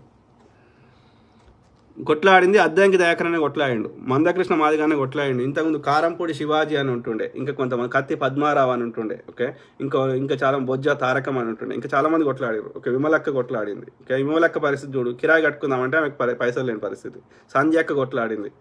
ఓకే, ఇంకా మేము అప్పుడప్పుడు మాట్లాడుతుంటుంది, ఆమె పేరు నాకు గుర్తుకొస్తలేదు. గట్లాంటి వాళ్ళు మస్తు మంది కొట్లాడారు. కేశవరామ్ జాదవ్ ఇట్లా మస్తు మంది ఉన్నారు. ఏనాడు కొట్లాడాలి ఆర్ఎస్ ప్రవీణ్ కుమార్ గారు. ఓకే, వాడి అమ్మాయిలతో ఏమేమి చెప్పిస్తాడు ఆ గురుకులాల్లో. వాడు అట్లే చెప్తారంట, దళిత అమ్మాయి అయితే పండుకోవాలంట. ఇది వెనకట దేవదాసి చేసిరంట, పండుకోవాలంట. అట్లా చేస్తారు వీళ్ళు. కన్వర్షన్లు, దేవుని పేరు మీద పైసలు గుంజుకునుడు, అడ్డదారులే, ఒక్కటి మంచి దారులే. Boyalla Srinu super examine very well bro, thank you. వాడు వచ్చేసి నన్ను తిడుతున్నాడు. గిరి యాదవ్ ఆట్ల అన్నా మీ విశ్లేషణ చాలా బాగుంటుంది, thank you. Jaipal Reddy Sarusani. Okay, ఎందుకు ఇప్పుడు ఓట్లు చీలిస్తే ఏమొస్తుందిరా నీకు? కేసీఆర్ కానీ మళ్ళీ తెప్పియాలి, అదేవో అనుకోలు. కాంగ్రెస్ రావద్దు, ఏడ రావద్దు. వాడు కొనుక్కునేది వాడు ఎమ్మెల్యేని, మళ్ళీ వచ్చేసి కాంగ్రెస్ ఓటేస్తే ఎమ్మెల్యేలు పోతారు అంటాడు. యాడికి పోయిర్రు? ఆకాశంలోకి పోయిర్రా? కొనుక్కున్నోడవాడు, వాళ్ళకి తాయిలాలు ఇచ్చిందవాడు, ఇవాళ కాంగ్రెస్లో గొడవలు పెట్టిస్తుందవాడు ఈ యొక్క కోవట్లతోటి. వానికి పైసలు ఇచ్చి హనుమంతరావో లేకపోతే జగ్గారెడ్డి అనేటోటి కొట్లాట పెట్టిస్తుంది వాడు. వీళ్ళు కాదా ఈ దొంగనా కొడుకులు? ఆడెందుకు ఒప్పుకుంటాడు? వానికి ఏదో పైసలు ఇచ్చిండ్రు హరీష్ రావు గారి, వాని మీద కేసులు ఇట్లా కొట్లాట పెట్టకపోతే వాని మీద ఉంది కదా పాస్పోర్ట్ కేసు, అది మళ్ళీ తీస్తా అంటాడు. కొన్ని రోజులు జైలుకి పంపించిండు కదా అని. అప్పటి నుంచి వాడు తేడా అయ్యిండు. వీడు గెలుస్తాడు, వీనితోటి కూడా రేపు తిరిగిపిస్తారు అన్నట్టు. కాంగ్రెస్లో వెళ్ళగొడితే వీనితోటి కూడా తిరిగిపిస్తారు. తిరిగిపించి వీడు కూడా కొన్ని ఓట్లు గెలిచేటట్టు చేస్తారు. చెడగొట్టే వేషాలే కాంగ్రెస్ రాకుండా చేయడానికి, కేసీఆర్ గారి మీద వ్యతిరేక ఓటు చీల్చడానికి అన్ని అస్త్రాలు వాడుతున్నారు. వాడిని కాంగ్రెస్లోకి వెళ్ళగొట్టవద్దు, కాంగ్రెస్లోనే ఉంచాలి, వాడిని ఎందుకు పనికి రాకుండా చేయాలి. అర్థమైందా? వాడు కొట్లాట పెట్టించేది వాడు, మళ్ళీ వాడు వచ్చేసి కాంగ్రెస్లో అంతర్గత కలహాలు అంటాడు. బీజేపీలో లేవా అంతర్గత కలహాలు, టీఆర్ఎస్లో లేవా అంతర్గత కలహాలు. రాముల నాయక్ ఎక్కడికి వచ్చిండా? ఆకాశంలోకి వెళ్ళి వచ్చిండా? కొండా సురేఖ ఆకాశంలోకి వెళ్ళి వచ్చిందా? విజయశాంతి ఆకాశంలోకి వెళ్ళి వచ్చిందా? డాక్టర్ విజయరామారావు ఆకాశంలోకి వెళ్ళి వచ్చిండా? చెప్పండి రా, ఇట్లా ఎంతమంది చెప్పాలి నేను పేర్లు అని. చంద్రశేఖర్ అని ఉండే, ఏలేటి చంద్రశేఖర్ అని ఉంటుండే. అట్లా మస్తు మంది ఉండే. కావేటి సాంబయ్యనా సమ్మయ్యనా, ఇట్లా ఎంతమంది పేరు చెప్పాలరా? 20-30 మంది ఈజీగా ఉన్నారు మన నోటి మీదనే. ఇంకా టీఆర్ఎస్లో ఉండి అసంతృప్తి ఉన్న వాళ్ళు శంకరమ్మ తిట్టుకుంటే పోలే, ఎంతమంది లేరు అట్లా. వాళ్ళు అన్నారా అంతర్గత కలహాలని కదా? బీజేపీలో వీళ్ళందరూ బీజేపీ నాయకులు ఒక వేదిక మీద ఉండదు, చూసిరా మీరు ఎప్పుడన్నా? కిషన్ రెడ్డి గారు వాడు కేంద్ర మంత్రి అంటారు. ఎన్నడైనా వాడి నోరేడైనా వస్తుందా? ఈ గుండుగాళ్ళతో ఎప్పుడైనా కలుస్తాడా వాడు? చెప్పండి. విజయశాంతికి డీకే అన్నకు పడుతుందా? జితేందర్కి ఇంకోనికి పడుతుందా? చెప్పండి. అంతర్గత కలహాలు ఎవరా? కాదు, ఈడ ప్రెస్ కాన్ఫరెన్స్ పెట్టాలని ఢిల్లీలో పర్మిషన్ తీసుకోవాలి, బాపనోడు చెప్పాలి. వెళ్ళలేవరా? అలా ఒక బిగ్ ఆర్గనైజేషన్ అప్పుడు అన్నింటిలో ఉంటాయి. అయినా కాంగ్రెస్లో మీరే కావాలని చేస్తారు. రేవంత్ రెడ్డి పీసీసీ కాకుండా ఉండడానికి మీ అస్త్రశస్త్రాలన్నీ వాడారు. కోమటిరెడ్డి ద్వారా ఈ అంతర్గత కలహాలు పెట్టేయడానికి ట్రై చేశారు. ఓకే, ఇప్పుడు అన్నిటికంటే అగ్గో ఈడు దొరికిండు జగ్గారెడ్డి గారు. ఆడేదో కాంగ్రెస్ వీకిండంట, కాంగ్రెస్కి తెచ్చిండంట. తెచ్చేది ఉంటే 2014 కాంగ్రెస్ని గెలిపాను ఉంటుంది. జగ్గారెడ్డి నీకు అంత రేవంత్ రెడ్డి గెలిపించిండా పీకిండా అని మాట్లాడుతున్నావు కదా. రేవంత్ రెడ్డి అది పైసలకు ఓటేస్తే పైసలకు అమ్ముడు పోతున్నారు ప్రజలకు 2 రకాలుగా ప్రజల్ని చిల్లరకు కానీ చిల్లర పథకాలకి లొంగుతున్నారు. ఓకే, అది క్లియర్గా అర్థమవుతున్నది. వానికి టీఆర్ఎస్ ఓటేయకపోతే ఆ పథకాలు తీసేస్తామంటారు. ఓటుకి 5,000 10,000 తక్కువ 6,000 10,000 ఇస్తున్నారు. అన్ని పైసలు కాంగ్రెస్ వాడు ఇస్తలేడు. కాబట్టి వాళ్ళు ఎంత అభిమానం ఉన్నా, ఎంత మీటింగ్లకు వచ్చినా, ఎన్ని చేసినా ఆ ఎండ్ ఆఫ్ ద డే పైసలు చూడగానే మారిపోతున్నారు. ఆ పైసలు తీసుకున్నాక కంపల్సరీగా వాళ్ళకి వేయాల్సి వస్తున్నది, వాళ్ళకి నచ్చకపోయినా. జిహెచ్ఎంసీలో ఇంటికి ఎంతమంది ఉన్నారో చూసి ఒక్కొక్కరికి 5,000 10,000 ఇచ్చిరి. ఒక ఆమె అయితే 12 కోట్లు ఖర్చు పెట్టుకుందంట ఆమెకు మేయర్ చేస్తా అంటే. మరి గన్ని పైసలు కాంగ్రెస్ వాడు ఖర్చు పెడతలేడు. కాంగ్రెస్ వాడు జిహెచ్ఎంసీ నిలబెట్టింది అందరినీ, ఆ యొక్క బీసీలు అందరూ ఫ్రెష్ వాళ్ళని, ఓకే, రాజకీయాలకు సంబంధం లేని వాళ్ళకి 1,00,000 2 లక్షలు రేవంత్ అని ఇచ్చేసి వస్తే అవి ఏం సరిపోతాయి? అవి వారం ముందు వంచి పెట్టారట. మళ్ళీ ఎన్నికల ముందు రేపనంగా మళ్ళీ పైసలు కావాలంటే ఏడికలు తెస్తాడు? 1,00,000 2 లక్షలు వంచిన దానికి 12 కోట్లు వంచిన దానికి తేడా లేదా? మరి పైసలు మీరు ఎక్కువ అట్లా అడ్డదారులో దోసుకున్నారు. అధికారంలో ప్రతిపక్షాల దగ్గర పైసలు వెళ్ళకుండా చేసారు, మీరు వంచి పెడుతున్నారు. వీడు 5,000 కోట్లకు వంచి పెడితే ఓటుకు నోటు కాదంట, 50 లక్షలు వంచి పెట్టినోడే ఓటుకు నోటు అంట. చెప్తేనే ఉంటారు, మేము వింటూనే ఉంటాం. ప్రజలు చిల్లరకు లొంగిన రోజులకి ఇట్లే ఉంటుంది పరిస్థితి. ప్రజలకు చిల్లరకు లొంగకుండా చేసినప్పుడు గెలుస్తున్నారు. ఎంపీ ఎలక్షన్స్లో లొంగలే చిల్లరకి, అందుకని ఫలితాలు తేడా వచ్చినాయి. ఆ ఎమ్మెల్యే ఎలక్షన్స్లో వాడు మోసం చేసిండు. ఆఫ్టర్ 3 PM గుద్దుకున్నాడు, అబ్సెంట్ ఓట్స్ క్రియేట్ చేసి ఓట్లు గల్లంతు చేసిండు, ఈవీఎంలు మొరాయింప చేసిండు. వాడు ధర్మయుద్ధం చేసి గెలవలే. 2014లో కరెక్ట్ ఇది ఫాల్స్ ప్రామిస్ చేసిండు. కాదు, నాకు అర్థం కాదు. ప్రజలు చిల్లర తీసుకోవడం ఏ రోజు మానేస్తారో ఆ రోజు మంచోడికి అవకాశం దొరుకుతుంది. అంతవరదాకా పరిస్థితి ఇట్లనే ఉంటుంది. మనం మాట్లాడేది చెప్పేది ప్రజలకు చెప్తున్నాం. ఆ క్రమంలో అయినా రేవంత్ రెడ్డి ఆ కాంగ్రెస్ యొక్క అస్తిత్వాన్ని కాపాడుతున్నాడు. కాంగ్రెస్ యొక్క కార్యకర్తల్ని, కాంగ్రెస్ యొక్క అస్తిత్వాన్ని కాపాడుతున్నాడు. తప్పకుండా ప్రజలు రియలైజ్ అవుతారు. జనరల్ ఎలక్షన్స్ వేరుంటాయి, బై ఎలక్షన్స్ వేరుంటాయి. పరిస్థితులు అప్పుడు ఒకటే తీరుంటాయి. ఉత్తమ్ కుమార్ రెడ్డి కొట్లాడాల్సింది గట్టి కొట్లాడలే, రేవంత్ రెడ్డి గట్టి కొట్లాడుతున్నాడు. కాబట్టి రేవంత్ రెడ్డి గెలిపించిండా అంటే టైం పడుతుంది. అట్లాంటే రెండు సీట్లే ఉంటాయి బీజేపీకి. మరి అట్లాంటిది ఇవాళ గవర్నమెంట్ ఫామ్ చేసింది. అరే టైం రా భయ్, దేనికైనా టైం వస్తుంది. కాదు, జగ్గారెడ్డి మాట్లాడితే నీకు అంత దమ్ము ఉంటే జగ్గారెడ్డికి 2014 ఎంతమంది గెలిపించినావు? రేవంత్ రెడ్డి లేడు కాంగ్రెస్లో, అప్పుడు ఎంతమందిని గెలిపించినావు నువ్వు నాకు చెప్పు. 2018లో ఎన్ని గెలిపించినావు చెప్పు నాకు. పక్కోని మీద బురదలుడు తప్ప మనకు శాత కాదు. నీకంటే మంచిగా చేసేవాడి మీద పొద్దుగాలేస్తే బురదలుతావు. వస్తుంది రా భయ్. ఇప్పుడు 2023లో వస్తుంది కాంగ్రెస్. ఈ యొక్క ఉత్తమ్ కుమార్ రెడ్డి లెక్క పప్పు లెక్క లేడు. ఓకే, రేవంత్ రెడ్డి గట్టి కొట్లాడుతుండే, తప్పకుండా ఫలితం తేడా ఉంటుంది. ప్రజలు కొంచెం చిల్లర తీసుకోవడం బంద్ చేస్తే ఆటోమేటిక్గా చిల్లర పథకాలు చిల్లరకు లొంగకపోతే వాళ్ళ జీవితాలు మారుతాయి. ఓకే, కాంగ్రెస్ గవర్నమెంట్ వస్తే చాలా బెనిఫిట్స్, ఉద్యోగాలు, అనేక అభివృద్ధి యొక్క సంక్షేమ పథకాలు అనేక రకాల గతంలో ఎంత జరిగినాయో అంతకంటే డబుల్ జరుగుతాయి. ఓకే, ఆ ప్రజలు ఎడ్డోళ్ళు ఆ లొంగకాని రా చిల్లరకి అంటే అర్థమవుతలేదు. ఓకే, టైం పడుతుంది. వాళ్ళు పెయిన్ ఫీల్ అవుతున్నారు, ఇప్పుడే వాళ్ళు రియలైజ్ అవుతున్నారు, టైం పడుతుంది. కానీ జగ్గారెడ్డితో పోలిస్తే 1000 times రేవంత్ రెడ్డి బెటర్. నువ్వు ఏ విషయంలో గట్టి కొట్లాడినావు? అసెంబ్లీలో ఎప్పుడు కొట్లాడుతుంది, పబ్లిక్లో వచ్చి ఎప్పుడు కొట్లాడుతుంది, ఏ విషయం మీద గట్టిగా మాట్లాడుతుంది? వానితో హరీష్ రావు గారితో డిన్నర్ చేయబడుతుంది, వానితో దోస్తీ చేయబడుతుంది. నాకు సంగారెడ్డికి మెడికల్ కాలేజ్ ఇస్తా అన్నాడు కాబట్టి వాడు నోరు మూసుకోబడుతుంది. నిన్ను పాస్పోర్ట్ కేసులో నేను తప్పిస్తాడు కాబట్టి నోరు మూసుకోబడుతుంది. నీకు ధైర్యం లేదా? ఓకే, మళ్ళీ ఇదంతా రెడ్డి పేరుకి ఒక తోక ఒకటే, అది రెడ్డి కాదంట ఆయన మొత్తం. అంటే ఆ రెడ్డి లక్షణాలు లేవు ఆయనకు. ఓకే, అన్ని వేరే లక్షణాలు ఉన్నట్టున్నాయి. వాడు వచ్చేసి ఏదో వీక్తాడంట, ఏదో ఇంకా బురదాలుడే తప్ప ఏమైనా మంచిగుందా?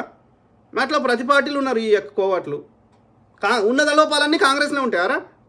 బీజేపీ ఏమన్నా, అదే బీజేపీ స్వర్గం నుంచి వచ్చింది కదా, వాడు చెప్తాడు కదా, వాడి పేరేంది, జిఆర్ గాడు స్వర్గంలోకి వెళ్ళి వచ్చింది. ఏడుందో స్వర్గం చూపెట్టరు జిఆర్గా. ఆ జిఆర్ గారిని స్వర్గం చూపెట్టమని నాకు ఏడుందో. నేను డైరెక్ట్గా చూసిందే నమ్ముతా, లేదు నమ్మనే. కైలాసం భూమి మీద ఉన్నప్పుడు వైకుంఠం భూమి మీదనే ఉంటుంది, స్వర్గం భూమి మీదనే ఉంటుంది.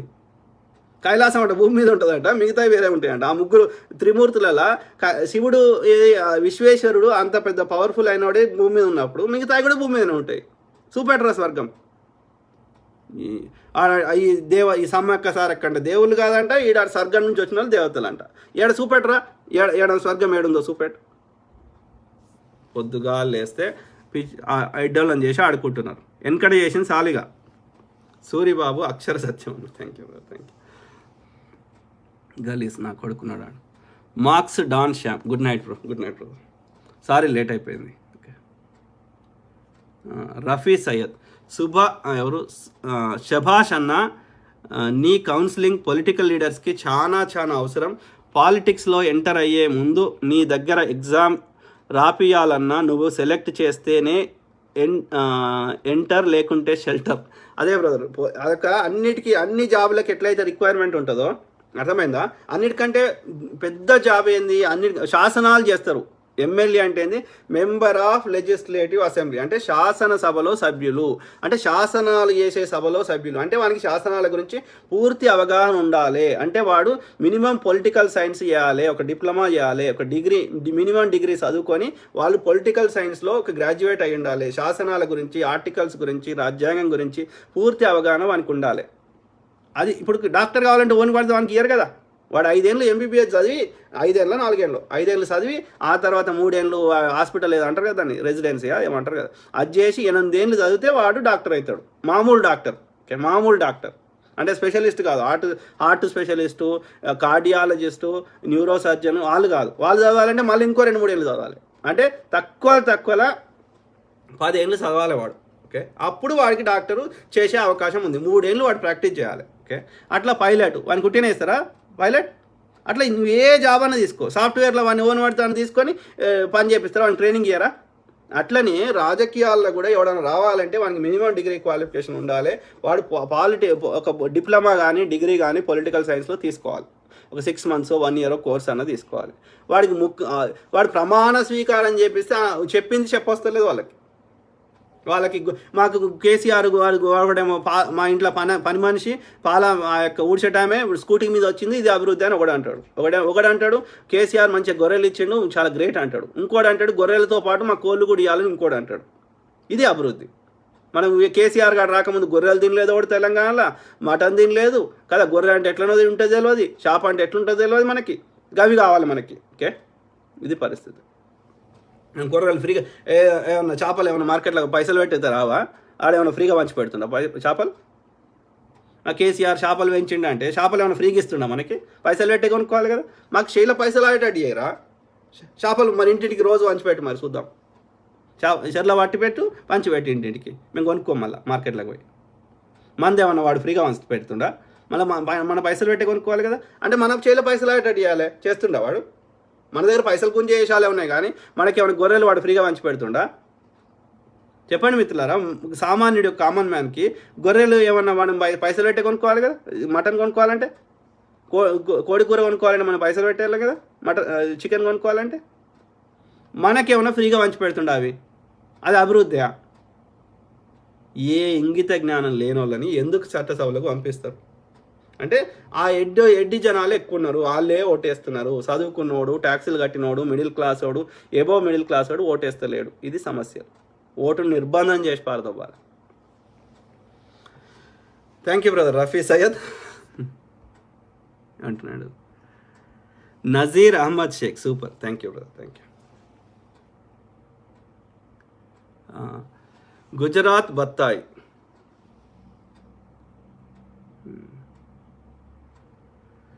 ఏమంటున్నాడు నరేష్? ఆయన తిడుతున్నాడు.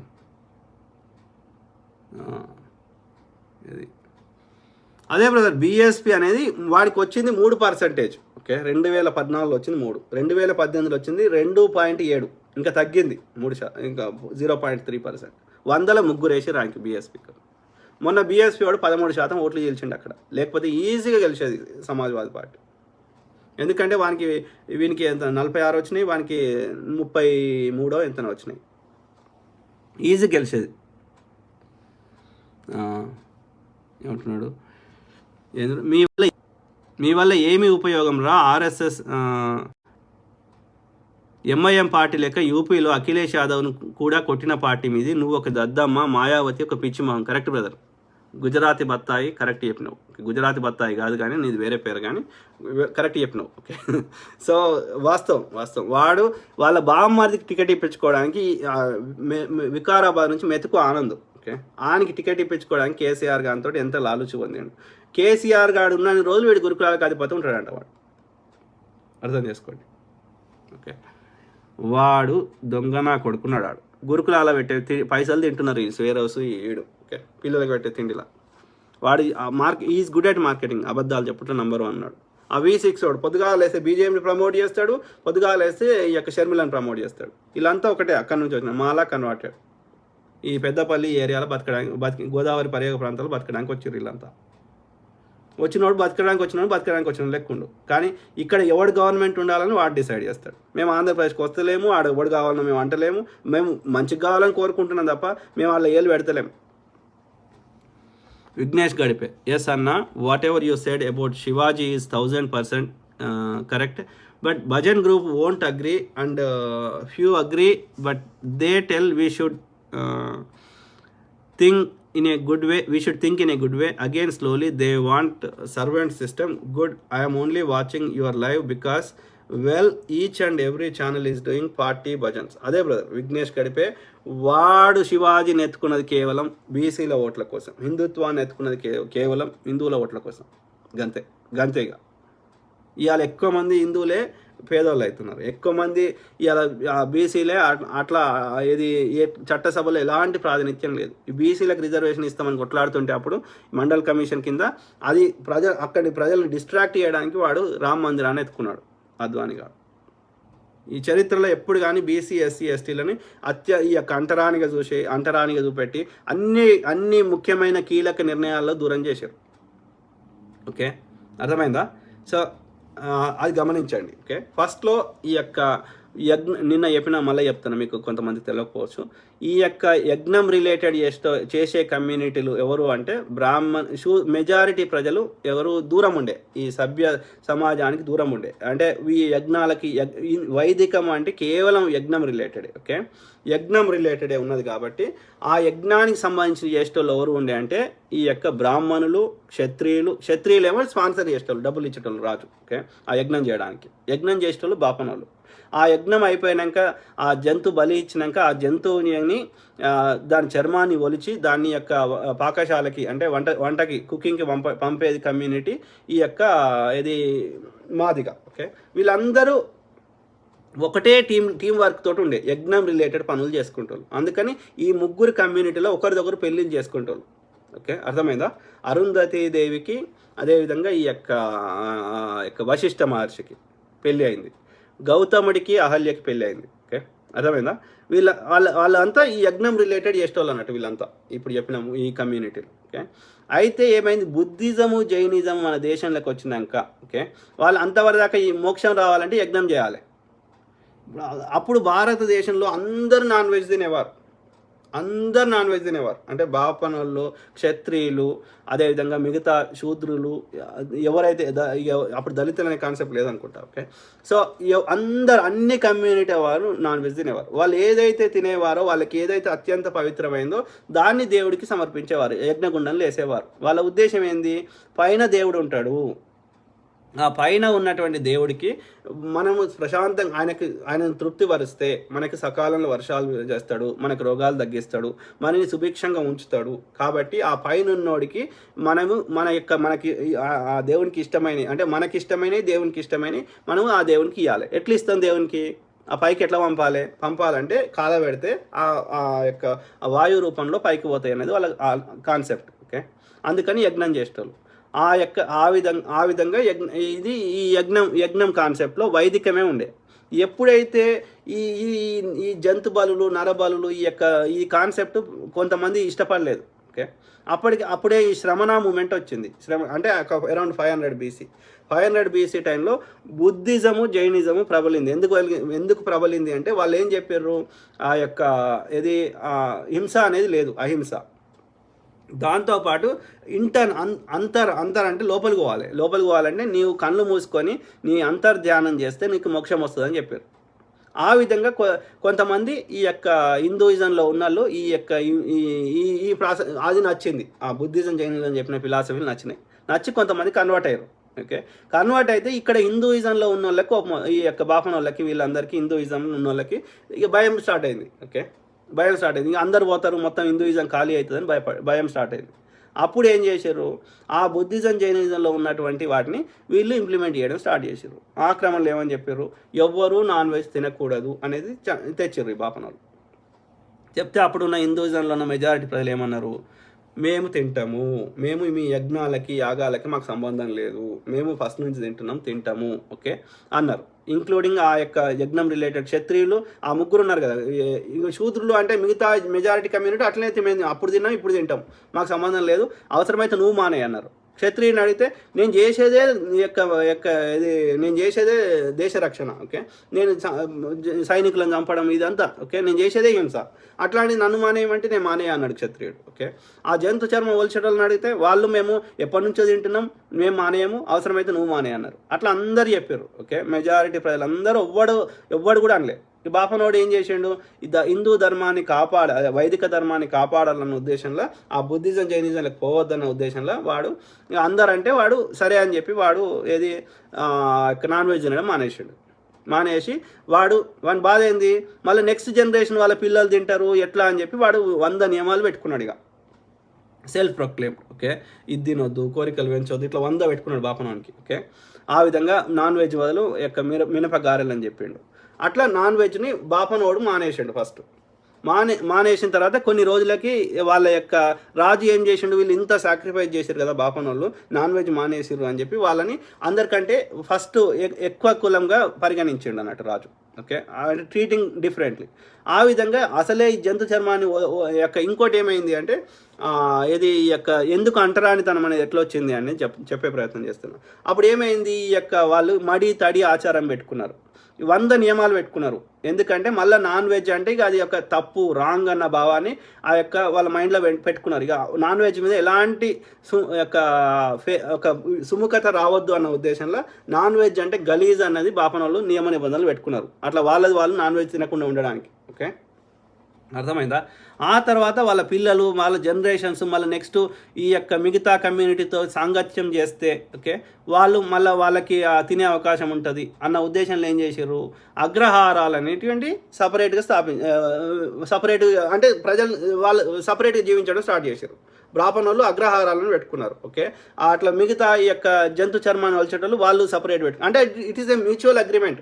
అది అందరూ ఒక ఆమోదయోగ్యంగా చేసుకున్నది అగ్రిమెంట్. ఓకే, అది అంటరానితనం కాదు. ఓకే, వాళ్ళు వాళ్ళ పిల్లలకి మళ్ళీ నాన్ వెజ్ తినే అవకాశం ఉంటుందన్న ఉద్దేశంలో వాళ్ళ ఒక మ్యూచువల్ ఒప్పందం ప్రకారం సపరేట్గా జీవించడం మొదలెట్టారు. వీడు అగ్రహారాలు పెట్టుకున్నాడు, వాళ్ళు ఇంకో ఇంకో వేరే వేరే మిగతా వాళ్ళందరూ వేరే రకంగా ఉన్నారు. ఓకే, ఆ విధంగా అంటరానితనం అనేది స్టార్ట్ అయింది. అంటే ఈ సెగ్రిగేట్ చేయడం అనేది స్టార్ట్ అయింది. రాజు ఎప్పుడైతే వాళ్ళు నాన్ వెజ్కి సాక్రిఫైస్ చేశారు కాబట్టి వాళ్ళని ఒక ఫస్ట్ కేటగిరీగా చెప్పారు. తర్వాత వాళ్ళ ఈ నాన్ వెజ్ తిననటువంటి దాంట్లోకి వైశ్యులు కూడా మా చేసే వృత్తికి మాకు నాన్ వెజ్ తినాల్సిన అవసరం లేదని వాళ్ళు కూడా మానేశారు. ఓకే, ఆ విధంగా బ్రాహ్మణులు వైశ్యులు నాన్ వెజ్ మానేశారు. మిగతా వాళ్ళందరూ అట్లనే తింటున్నారు. ఆ తర్వాత దాని బాపనోడు దాన్ని ఫాల్స్ ప్రాపగండా చేసిండు. ఆ అంటరానితనం అనేది it was a mutual agreement, సపరేట్గా ఉండడం స్టార్ట్ చేశారు. ఆ బాపనోళ్ళ పిల్లలు మళ్ళీ నాన్ వెజ్ తినొద్దన్న ఉద్దేశంలో అట్లా స్టార్ట్ చేశారు. నాన్ వెజ్ అంటే అది తప్పు అన్న భావాన్ని అప్పటి నుంచి క్రియేట్ చేశారు. అంతకుముందు అందరూ నాన్ వెజ్ తినేటోళ్ళు. ఇది నా సొంత కవిత్వం కాదు, ఎంతోమంది రీసెర్చ్ చేసి చెప్పారు. అదేవిధంగా doctor Sarvepalli Radhakrishnan, the vice president of India, first vice president, అదేవిధంగా విద్యాశాఖ మంత్రి కూడా పనిచేసినట్టున్నాడు. ఆయన బుక్ రాసిండు, రిలీజియన్ అండ్ సొసైటీ అనే బుక్ రాసిండు. అట్లా చాలామంది స్కాలర్ రీసెర్చ్ చేసి చెప్పారు. ఓకే, ఈ బాపనోళ్ళు ఎక్కడి నుంచి వచ్చారు అంటే ఆర్యులు. ఓకే, ఆర్యులు ఎక్కడి నుంచి, ఈ మూలవాసులు ద్రవిడియన్లు, లోకల్ ట్రైబల్ కల్చర్స్ వీళ్ళు ఉండే మన భారతదేశంలో. ఈ ఆర్యులు అంటే ఎక్కడి నుంచి వచ్చారు అంటే ఆ యొక్క స్టెప్పీ ప్రాంతము, ఆ యొక్క ఇరాను, ఆ యొక్క మధ్య ఏషియా, ఆ ప్రాంతం నుంచి వచ్చినాం. అర్థమైందా? ప్రజలకు వాస్తవాలు తెలవాలి. బండి గంగాధర్, హాయ్ అన్న. Hi brother. ఎన్ఎం అన్న, ఈరోజు ఎందుకు లేట్గా వచ్చావు? భగత్ సింగ్ గురించి చదువుతా ఉండే, అందుకని లేట్గా వచ్చిన. అమ్గోద్ వెంకటేష్ పవార్, 2006 అటవీ హక్కు చట్టం అమలు అవ్వట్లేదు తెలంగాణలో అన్న. Correct brother. ఏది అమలు కాకపోయినా గతంలో నిరసన తెలిపేటోళ్ళు, అర్ధనగ్న ప్రదర్శన చేసేటోళ్ళు, రైలు రోకో, రాస్తా రోకో, రకరకాలుగా ఏదో ఒక వినూత్న పద్ధతిలో ఇది చేసేటోళ్ళు. ఇవాళ ఏది నాకు కనిపిస్తలేదు. మండల ఆఫీస్ ముందు అక్కడ ఇక్కడ ఆ యొక్క వాడేది అది ఎత్తేసాడు కదా, అదేంది, అదే మన ఇందిరా పార్క్ దగ్గర ఉండేది చూడు, అదే నిరసన తెలిపేది. ఓకే, చెయ్యాలి మరి, కొట్లాడాలి. అరెస్ట్ చేసి చేస్తాడు, కేసులు పెడతాడు, మళ్ళీ కొట్టిపించుకుందాం కాంగ్రెస్ గవర్నమెంట్ వచ్చినాక. ఎర్ర కృష్ణకుమార్ అన్న, ఏబిసిడి వర్గీకరణ జరగాలి. నేను కూడా అదే అంటున్నా బ్రదర్, నేను ఎప్పటి నుంచో చెప్తున్నా, వర్గీకరణ జరగాలి, సమన్యాయం జరగాలి. లేకపోతే పాపం రెల్లి ఉంటారు, వాళ్ళకి ఎలాంటి అవకాశాలు దొరికాయి, మాదిగా ఉంటారు, ఎలాంటి అవకాశాలు దొరికాయి, బైండ్లా ఉంటారు, ఇంకా జంగమ, ఇంకా 20-30 కులాలు, 30-40 కులాలు ఉన్నాయి. అలా ఆ 15% అంతా మాలోళ్ళే తీసుకుంటున్నారు ఎక్కువ శాతం. మిగతా వాళ్ళు పాపం లేనే లేదు. ఎమ్మెల్యేలు లేరు, ఐఏఎస్ లేరు, ఐపీఎస్ లేరు. జస్టిస్ రామచంద్రరాజు కమిషన్ చెప్పింది 7% ఈ యొక్క మాదిగలకి ఇవ్వాలని చెప్పింది, 6% మాలకి ఇవ్వాలని చెప్పింది. ఆది జాంబవంతుడా, ఆది ఏదో ఉంది, ఓకే, ఆది సంథింగ్, వాళ్ళకి ఇవ్వాలని చెప్పింది కదా. రెల్లీకి 2% ఇవ్వాలని చెప్పింది, ఇతరులకు కూడా 1% ఎంతనో. సో దాన్ని అమలు చేయాలి, కొట్లాడాలి మరి, లేకపోతే సమన్యాయం దొరకదు. అట్లనే మహిళలకి, బీసీలకు కూడా చట్టసభల్లో 50% రిజర్వేషన్ ఇవ్వాలి. ప్రైవేట్ కంపెనీలో కూడా 100 కంటే ఎక్కువ ఉద్యోగాలు ఉన్న కంపెనీలో కూడా రిజర్వేషన్ అమలు చేయాలి. ఒక 20% ఏది యొక్క మేనేజ్మెంట్ కోటా పెట్టుకోవాలి. అంటే పైసలు ఉన్న వాళ్ళకో ఎవరికో రికమెండేషన్ ఏదో ఉంటాయి. ఓకే, కొన్ని అవసరాలు ఉంటాయి, అవసరాలు ఉంటాయి. ఇప్పుడు ప్రైవేట్ కాలేజ్ ఎట్లయితే చేస్తారో అట్లా 20% మేనేజ్మెంట్ కోటా, మిగిలిన 80% అందరికీ, అగ్రకులానికి కూడా రిజర్వేషన్ ఇవ్వండి వాళ్ళ జనాభా ప్రాతిపదికన. ఎవడొద్దన్నా 20% మేనేజ్మెంట్ కోటా కింద పెట్టి మిగిలిన 80% ఏది అందరికీ, అగ్రకులం ఓడికి, ఈ కులము ఆ కులము లేకుండా అందరికీ రిజర్వేషన్ అంటే సమన్యాయం చేయడం, అందరికీ సమాన అవకాశం ఇవ్వడం జనాభా ప్రాతిపదికన. అంతకు మించి ఎవరిదో ఎవరికో ఇమ్మని కాదు. ఓకే, ప్లస్ సేమ్ ఆ ఉద్యోగానికి ఎంత కట్ ఆఫ్ మార్క్ కావాలో గంతనే పెట్టాలి. 99 మార్కులు అవసరం లేదు. ఉద్యోగం 70 మార్కులు వస్తే చాలు. ఉద్యోగం 70 మార్కులకు సేమ్ కట్ ఆఫ్ మార్క్ పెడతావు. ఎక్కువ మంది ఉంటే లాటరీ సిస్టమ్ పెడతావు. ఒక్కడుండి 10 అప్లికేషన్స్ వస్తే లాటరీ సిస్టమ్ పెడతావు ఆ క్వాలిఫైడ్ అయిన వాళ్ళకి. కొన్ని రిఫార్మ్స్ తెచ్చుకోవాలి, ఆలోచించండి. అమ్గోద్ వెంకటేష్ పవార్, ఏమంటున్నారు, దిండి బ్యాలెన్సింగ్ రిజర్వాయర్, డిపిఆర్ కదా, డిబిఆర్ ప్రాజెక్టు పెసా చట్టం వ్యతిరేకంగా కట్టారు. కరెక్ట్ బ్రదర్, కొట్లాడాలి మరి అందరూ. బండి గంగాధర్, జై కాంగ్రెస్ అన్న, జై కాంగ్రెస్ బ్రదర్. అంగోత్ వెంకటేష్ పవార్ ఏమంటున్నాడు, తెలంగాణలో గిరిజనులకు అన్యాయం జరుగుతుంది. 10% రిజర్వేషన్కి హైకోర్టు ఆర్డర్ ఉంది, కానీ ప్రభుత్వం అమలు చేయట్లేదు. జీవో తీసుకొచ్చి రిజర్వేషన్ అమలు చేయొచ్చు కదా. చేయొచ్చు బ్రదర్, జీవో చేయొచ్చు, చట్టం కూడా చేయొచ్చు, కొట్లాడొచ్చు కదా. వాడికి హామీ ఇచ్చిండు 12% రిజర్వేషన్ ముస్లింలకు ఇస్తా అన్నాడు. దళితులకు, ఎస్టీలకు కూడా 10%, 12% అన్నాడు. చేయాలి. 6% ఉంది ఇప్పుడు కదా ఎస్టీలకి, చేయాలి. మరి I don't get it. Reservation సిస్టాన్ని మార్పు చేయాలి. ఇప్పుడు నేను ఇంతకుముందు చెప్పినట్టు ఎవరెవరి జనాభా ప్రాతిపదికన వాళ్ళకి ఇవ్వాలి. ముస్లింలకు 12%, ఈ యొక్క ఎస్సీలకు 15% ఉన్నది. ఓకే, 15%, ఆ యొక్క ఎస్టీలకు 10%. ఎంత అయింది? 10, 15, 25, అదొక 12. ఓకే, 25, 10, 35, 37. తర్వాత బీసీలకు 50%, అగ్రకులాలకు 10, 20 ఎంతనో. సో లెక్క పెట్టండి. అట్లా అది ఎట్లా వర్కౌట్ అవుతుందో ఆ లెక్కలు వేసి ఆ విధంగా ఒక 20% ఒక మేనేజ్మెంట్ కోటాకు వదిలేసి మిగిలిన 80% అన్ని సామాజిక వర్గాలకి సమన్వయం చేయాలి, ఇంక్లూడింగ్ అగ్రకులాలకి. లేకపోతే ఈ కొట్టుకదచ్చుడు ఆగది. ఓకే, అది ఎందుకంటే పైన ఓడి ఉంటే వాడికి సంబంధించిన పెట్టుకుంటారు. ఇవాళ జనరల్ కోటాల, ఇవాళ రిజర్వేషన్ లేకుండా 50% జనరల్ కోటాల ఎంతమంది బీసీ, ఎస్సీ, ఎస్టీలు ఉన్నారు చెప్పండి నాకు. మొత్తం అగ్రకులాలే తీసుకుంటున్నారు. ఇవాళ ఎమ్మెల్యేలు తీయండి ఎంతమంది ఉన్నారు, లేకపోతే ఐఏఎస్లు తీయండి, జడ్జీలు తీయండి, ఎక్కడున్నారు? మరి ఇవాళ సమన్యాయం గురించి మాట్లాడుతారు కదా, చరిత్రలో నాశనం చేశారు. ఓకే, అది పోని. ఇప్పుడు రాజ్యాంగం అమల్లోకి వచ్చినాక కూడా బీసీ, ఎస్సీ, ఎస్టీలు జనరల్ కోటాలో ఎంతమంది ఉన్నారు చెప్పండి. పైన ఎవడుంటే వాళ్ళని పెట్టుకుంటాడు వాడు. కాబట్టి సమన్యాయం జరగదు. సమన్యాయం కోసం రిజర్వేషన్ తెచ్చారు, కానీ ఎవరిదో అగ్రకుల మంది ఎవడు తీసుకుంటలేడు రిజర్వేషన్. వీడికి రావాల్సిందే వాడు తీసుకుంటాడు అగ్రకుల పోడు. మళ్ళీ వచ్చేసి రిజర్వేషన్ అంటే అది పాపం అన్నట్టు 99 వానికి వచ్చిన సీట్ వస్తలేదు, 50 వచ్చిన సీట్ వస్తుంది అని చెప్తారు. ఎందుకురా, నాకు అవసరం ఏందిరా? 70 మార్కులే కట్ ఆఫ్ మార్క్ పెట్టు ఎవరికైనా సరే, తక్కువ కులమోడైనా పెద్ద కులమోడైనా. ఆ ఉద్యోగం చేయడానికి ఎంత కావాలో అంత కావాలి, కానీ 99 మార్కులు ఏం చేసుకుంటావు? ఆలోచించండి మిత్రులు. పొద్దుగా లేస్తే అన్ని అబద్ధాలు చెప్తారు. ఇప్పటికీ గుళ్ళల రిజర్వేషన్ ఉంది లేదా? గుళ్ళల రిజర్వేషన్ బాపన వాళ్ళే పూజారి కావాలంటారు. మరి అది రిజర్వేషన్ అన్నారు దాన్ని కాదు. ఇక్కడ ఏది చర్చిలో ఎవడైనా పాస్టర్ కాగలుగుతాడు. ఓకే, ఆ యొక్క మసీదులో ఎవడైనా ఇమాం కాగలుగుతాడు, కానీ గుళ్ళల్లో బాపనోడే పూజారి అవుతాడు. మరి అది రిజర్వేషన్ అన్నారు దాన్ని బాపనోడికి? ఆలోచించండి. Dhananjayaji, thank you brother, thank you. Shankar Singh, Jaggareddy కథ ఏంది అన్న? రోజుకో ఆట కాంగ్రెస్ నుండి బయటకి ఎందుకు పంపుతలేరు? ఓన్లీ సస్పెండ్ చేస్తే ఎలా? చూద్దాం బ్రదర్. వాడిని ఇప్పుడు బయటకు పంపితే వాడు ఇంకా ఈ యొక్క ఆర్ఎస్ ప్రవీణ్ కుమార్ గారి లెక్క తిరుగుతా అంటున్నాడు. తిరిగి కాంగ్రెస్ మీద వ్యతిరేకత ఓటు చేయాలి, ఇంకొంచెం చీల్చే ప్రయత్నం చేస్తున్నాడు. వాడు కాంగ్రెస్లో ఉండాలి, ఎందుకు వాడికి రాకుండా ఉండాలి. బయటకు పోతే వాడు తిరిగి ఇప్పుడు కాంగ్రెస్లో ఉంటే వాడు ఏం చెప్తాడు? కాంగ్రెస్ కోటేద్దని చెప్తాడా? చెప్పాడు. ఇప్పుడు బయటకు పోతే కాంగ్రెస్ కోటేద్దని చెప్తున్నాడు, తిరుగుకుంటా ఓటు చీలుస్తాడు. ఉంటాడు, గట్లనే ఉండని. ఏమంటున్నాడు కదా? ఆవేశంలో పోవద్దు, కొంచెం ఆలోచించాలి the consequences. Okay. Rafi Syed అన్న, బీజేపీ ఆర్ఎస్ఎస్ ఒక్కటే దీనికి ఎంఐఎం సపోర్టు. వీళ్ళిద్దరూ కుమ్మక్కై 2 పార్టీలే ఉండాలని ఉద్దేశం ఉన్నట్టుంది. వాళ్ళకి ఏం లేదు. రాష్ట్రంలో టీఆర్ఎస్ని తెప్పియాలి, ఈ తెలంగాణలో ఆంధ్రప్రదేశ్లో వైసీపీని తెప్పియాలి. బీజేపీ రక్షణగా రాదు. ఓకే, వెస్ట్ బెంగాల్ ఏం డ్రామా చేశారో గదే చేసే ప్రయత్నం చేస్తున్నారు. అక్కడ కాంగ్రెస్ లేకుండా చేయడానికి బీజేపీని కావాలని అక్కడ లేపారు. లేపడం వల్ల కాంగ్రెస్ వాడు బీజేపీని రాకుండా ఉండడానికి వాడు గట్టి పోటీ చేయకపోవడం వల్ల ఈ యొక్క టీఎంసీ గెలిచింది. వాడి గోల్ ఏంది? బీజేపీ అని గోలు ఎక్కడ కూడా దేశంలో కాంగ్రెస్ ఉండకూడదు.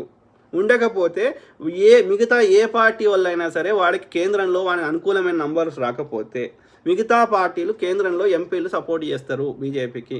కాబట్టి బీజేపీ ప్రభుత్వం ఉంటుంది. కాంగ్రెస్ వాడు వస్తే బీజేపీకి సపోర్ట్ ఇయ్యాడు వాడు. కాబట్టి వాని ప్రభుత్వానికి ఎప్పుడైనా థ్రెట్. కాబట్టి వాడు కాంగ్రెస్ లేకుండా చేయడానికి వాడికి అన్ని అస్త్రశస్త్రాలు వాడతాడు. ఈ లోకల్ పార్టీ వాళ్ళు గాలి ఎటు వస్తే అటు పోతారు. వాళ్ళు ఏం ఆలోచిస్తారు? లోకల్ పార్టీ వాళ్ళు నేను గెలవాలి, నేను అధికారంలో ఉండాలనుకుంటాడు. కానీ వాడికి కాంగ్రెస్ మీద ఇష్టం ఉన్నా he does not care. End of the day వాడి గోల్ ఏంది? నేను అధికారంలో ఉండాలి. వాడు గాలి ఎటు వస్తే అటు పోతాడు. ఈ తృణమూల్ కాంగ్రెస్ అయినా లేకపోతే కొంతమంది ఉన్నారు మంచి వాళ్ళు, స్టాలిన్ లాంటి వాళ్ళు, ఎన్సీ శరద్ పవార్ లాంటి వాళ్ళు ఎంత ఇబ్బంది. ఇప్పుడు లాలూ ప్రసాద్ అని వాడు జైల్లో పెట్టాడు. ఎంత ఇబ్బంది పెట్టినా ఆయన సిద్ధాంతాలకు కట్టుబడి ఉన్నారు వాళ్ళు కాంగ్రెస్ తోటే ఉంటారు. ఓకే, వీడు టైం వేస్ట్ చేసుకున్నాడు, ఎందుకు వచ్చిండు వీడు అని చూసారు కేసీఆర్ కానీ. కానీ కొద్దిమంది అధికారం కోసం అని గవర్నర్ పాలన పెడతా అక్కడ లేని హింసను క్రియేట్ చేసి అలా 8 మంది ముస్లిమ్స్ని అతన్ని టీఎంసీ అతన్ని చంపేశారు. ఓకే, గ్రామాన్ని. ఆ చంపిన వాళ్ళు కూడా మళ్ళీ ముస్లిమ్స్ అని చెప్తున్నారు. ఎంతవరకు నిజమో మనకు తెలియదు. ఓకే, అది బీజేపీ చేయించండేమో నాకు డౌట్ వస్తుంది. ఆ యొక్క అశాంతత ఉంది, ప్రశాంతంగా లేదు వెస్ట్ బెంగాల్ అని చెప్పి గవర్నర్ పాలన పెట్టే ప్రయత్నం చేస్తున్నాడు. వాడు ఇంతకుముందే అన్నాడు, ఈడ మంచి థ్రెట్ ఉంది అని చెప్పి గవర్నర్ పాలన పెడదామని. బీజేపీ మొత్తం కాషాయం చేయాలి వాడిని. మంచి దారులు అయితే కాదు, అన్ని అడ్డదారులే. బెదిరించి ఈడీలు, సిబిఐలు, లేకపోతే అశాంతి ఉంది, లేకపోతే పైసలు ఇచ్చి కొనుక్కున్నాడు, చెడగొట్టే వేషాలు ఈ బాపనోడు. కానీ ఒక్కటి కూడా ఒక ప్రిన్సిపల్స్, ఎథిక్స్, మోరల్స్, చరిత్ర లేవు. ఇది హిందుత్వం కాదు. ఇది హిందుత్వంలో చెప్పలే, రాముడు చెప్పలే ఇట్లా. ఓకే, వీడి గలీజ్ నా కొడుకు. ఈ దేశ పొల్లు కాదు, ఈ దేశ పొల్ల మీద ప్రేమ లేదు వాడికి. అందుకని ఎంత ఇదంతా దోసుకుంటున్నారు వాళ్ళు. భూములు, జాగలు, కంపెనీలు, అప్పులు చేసి ఎంత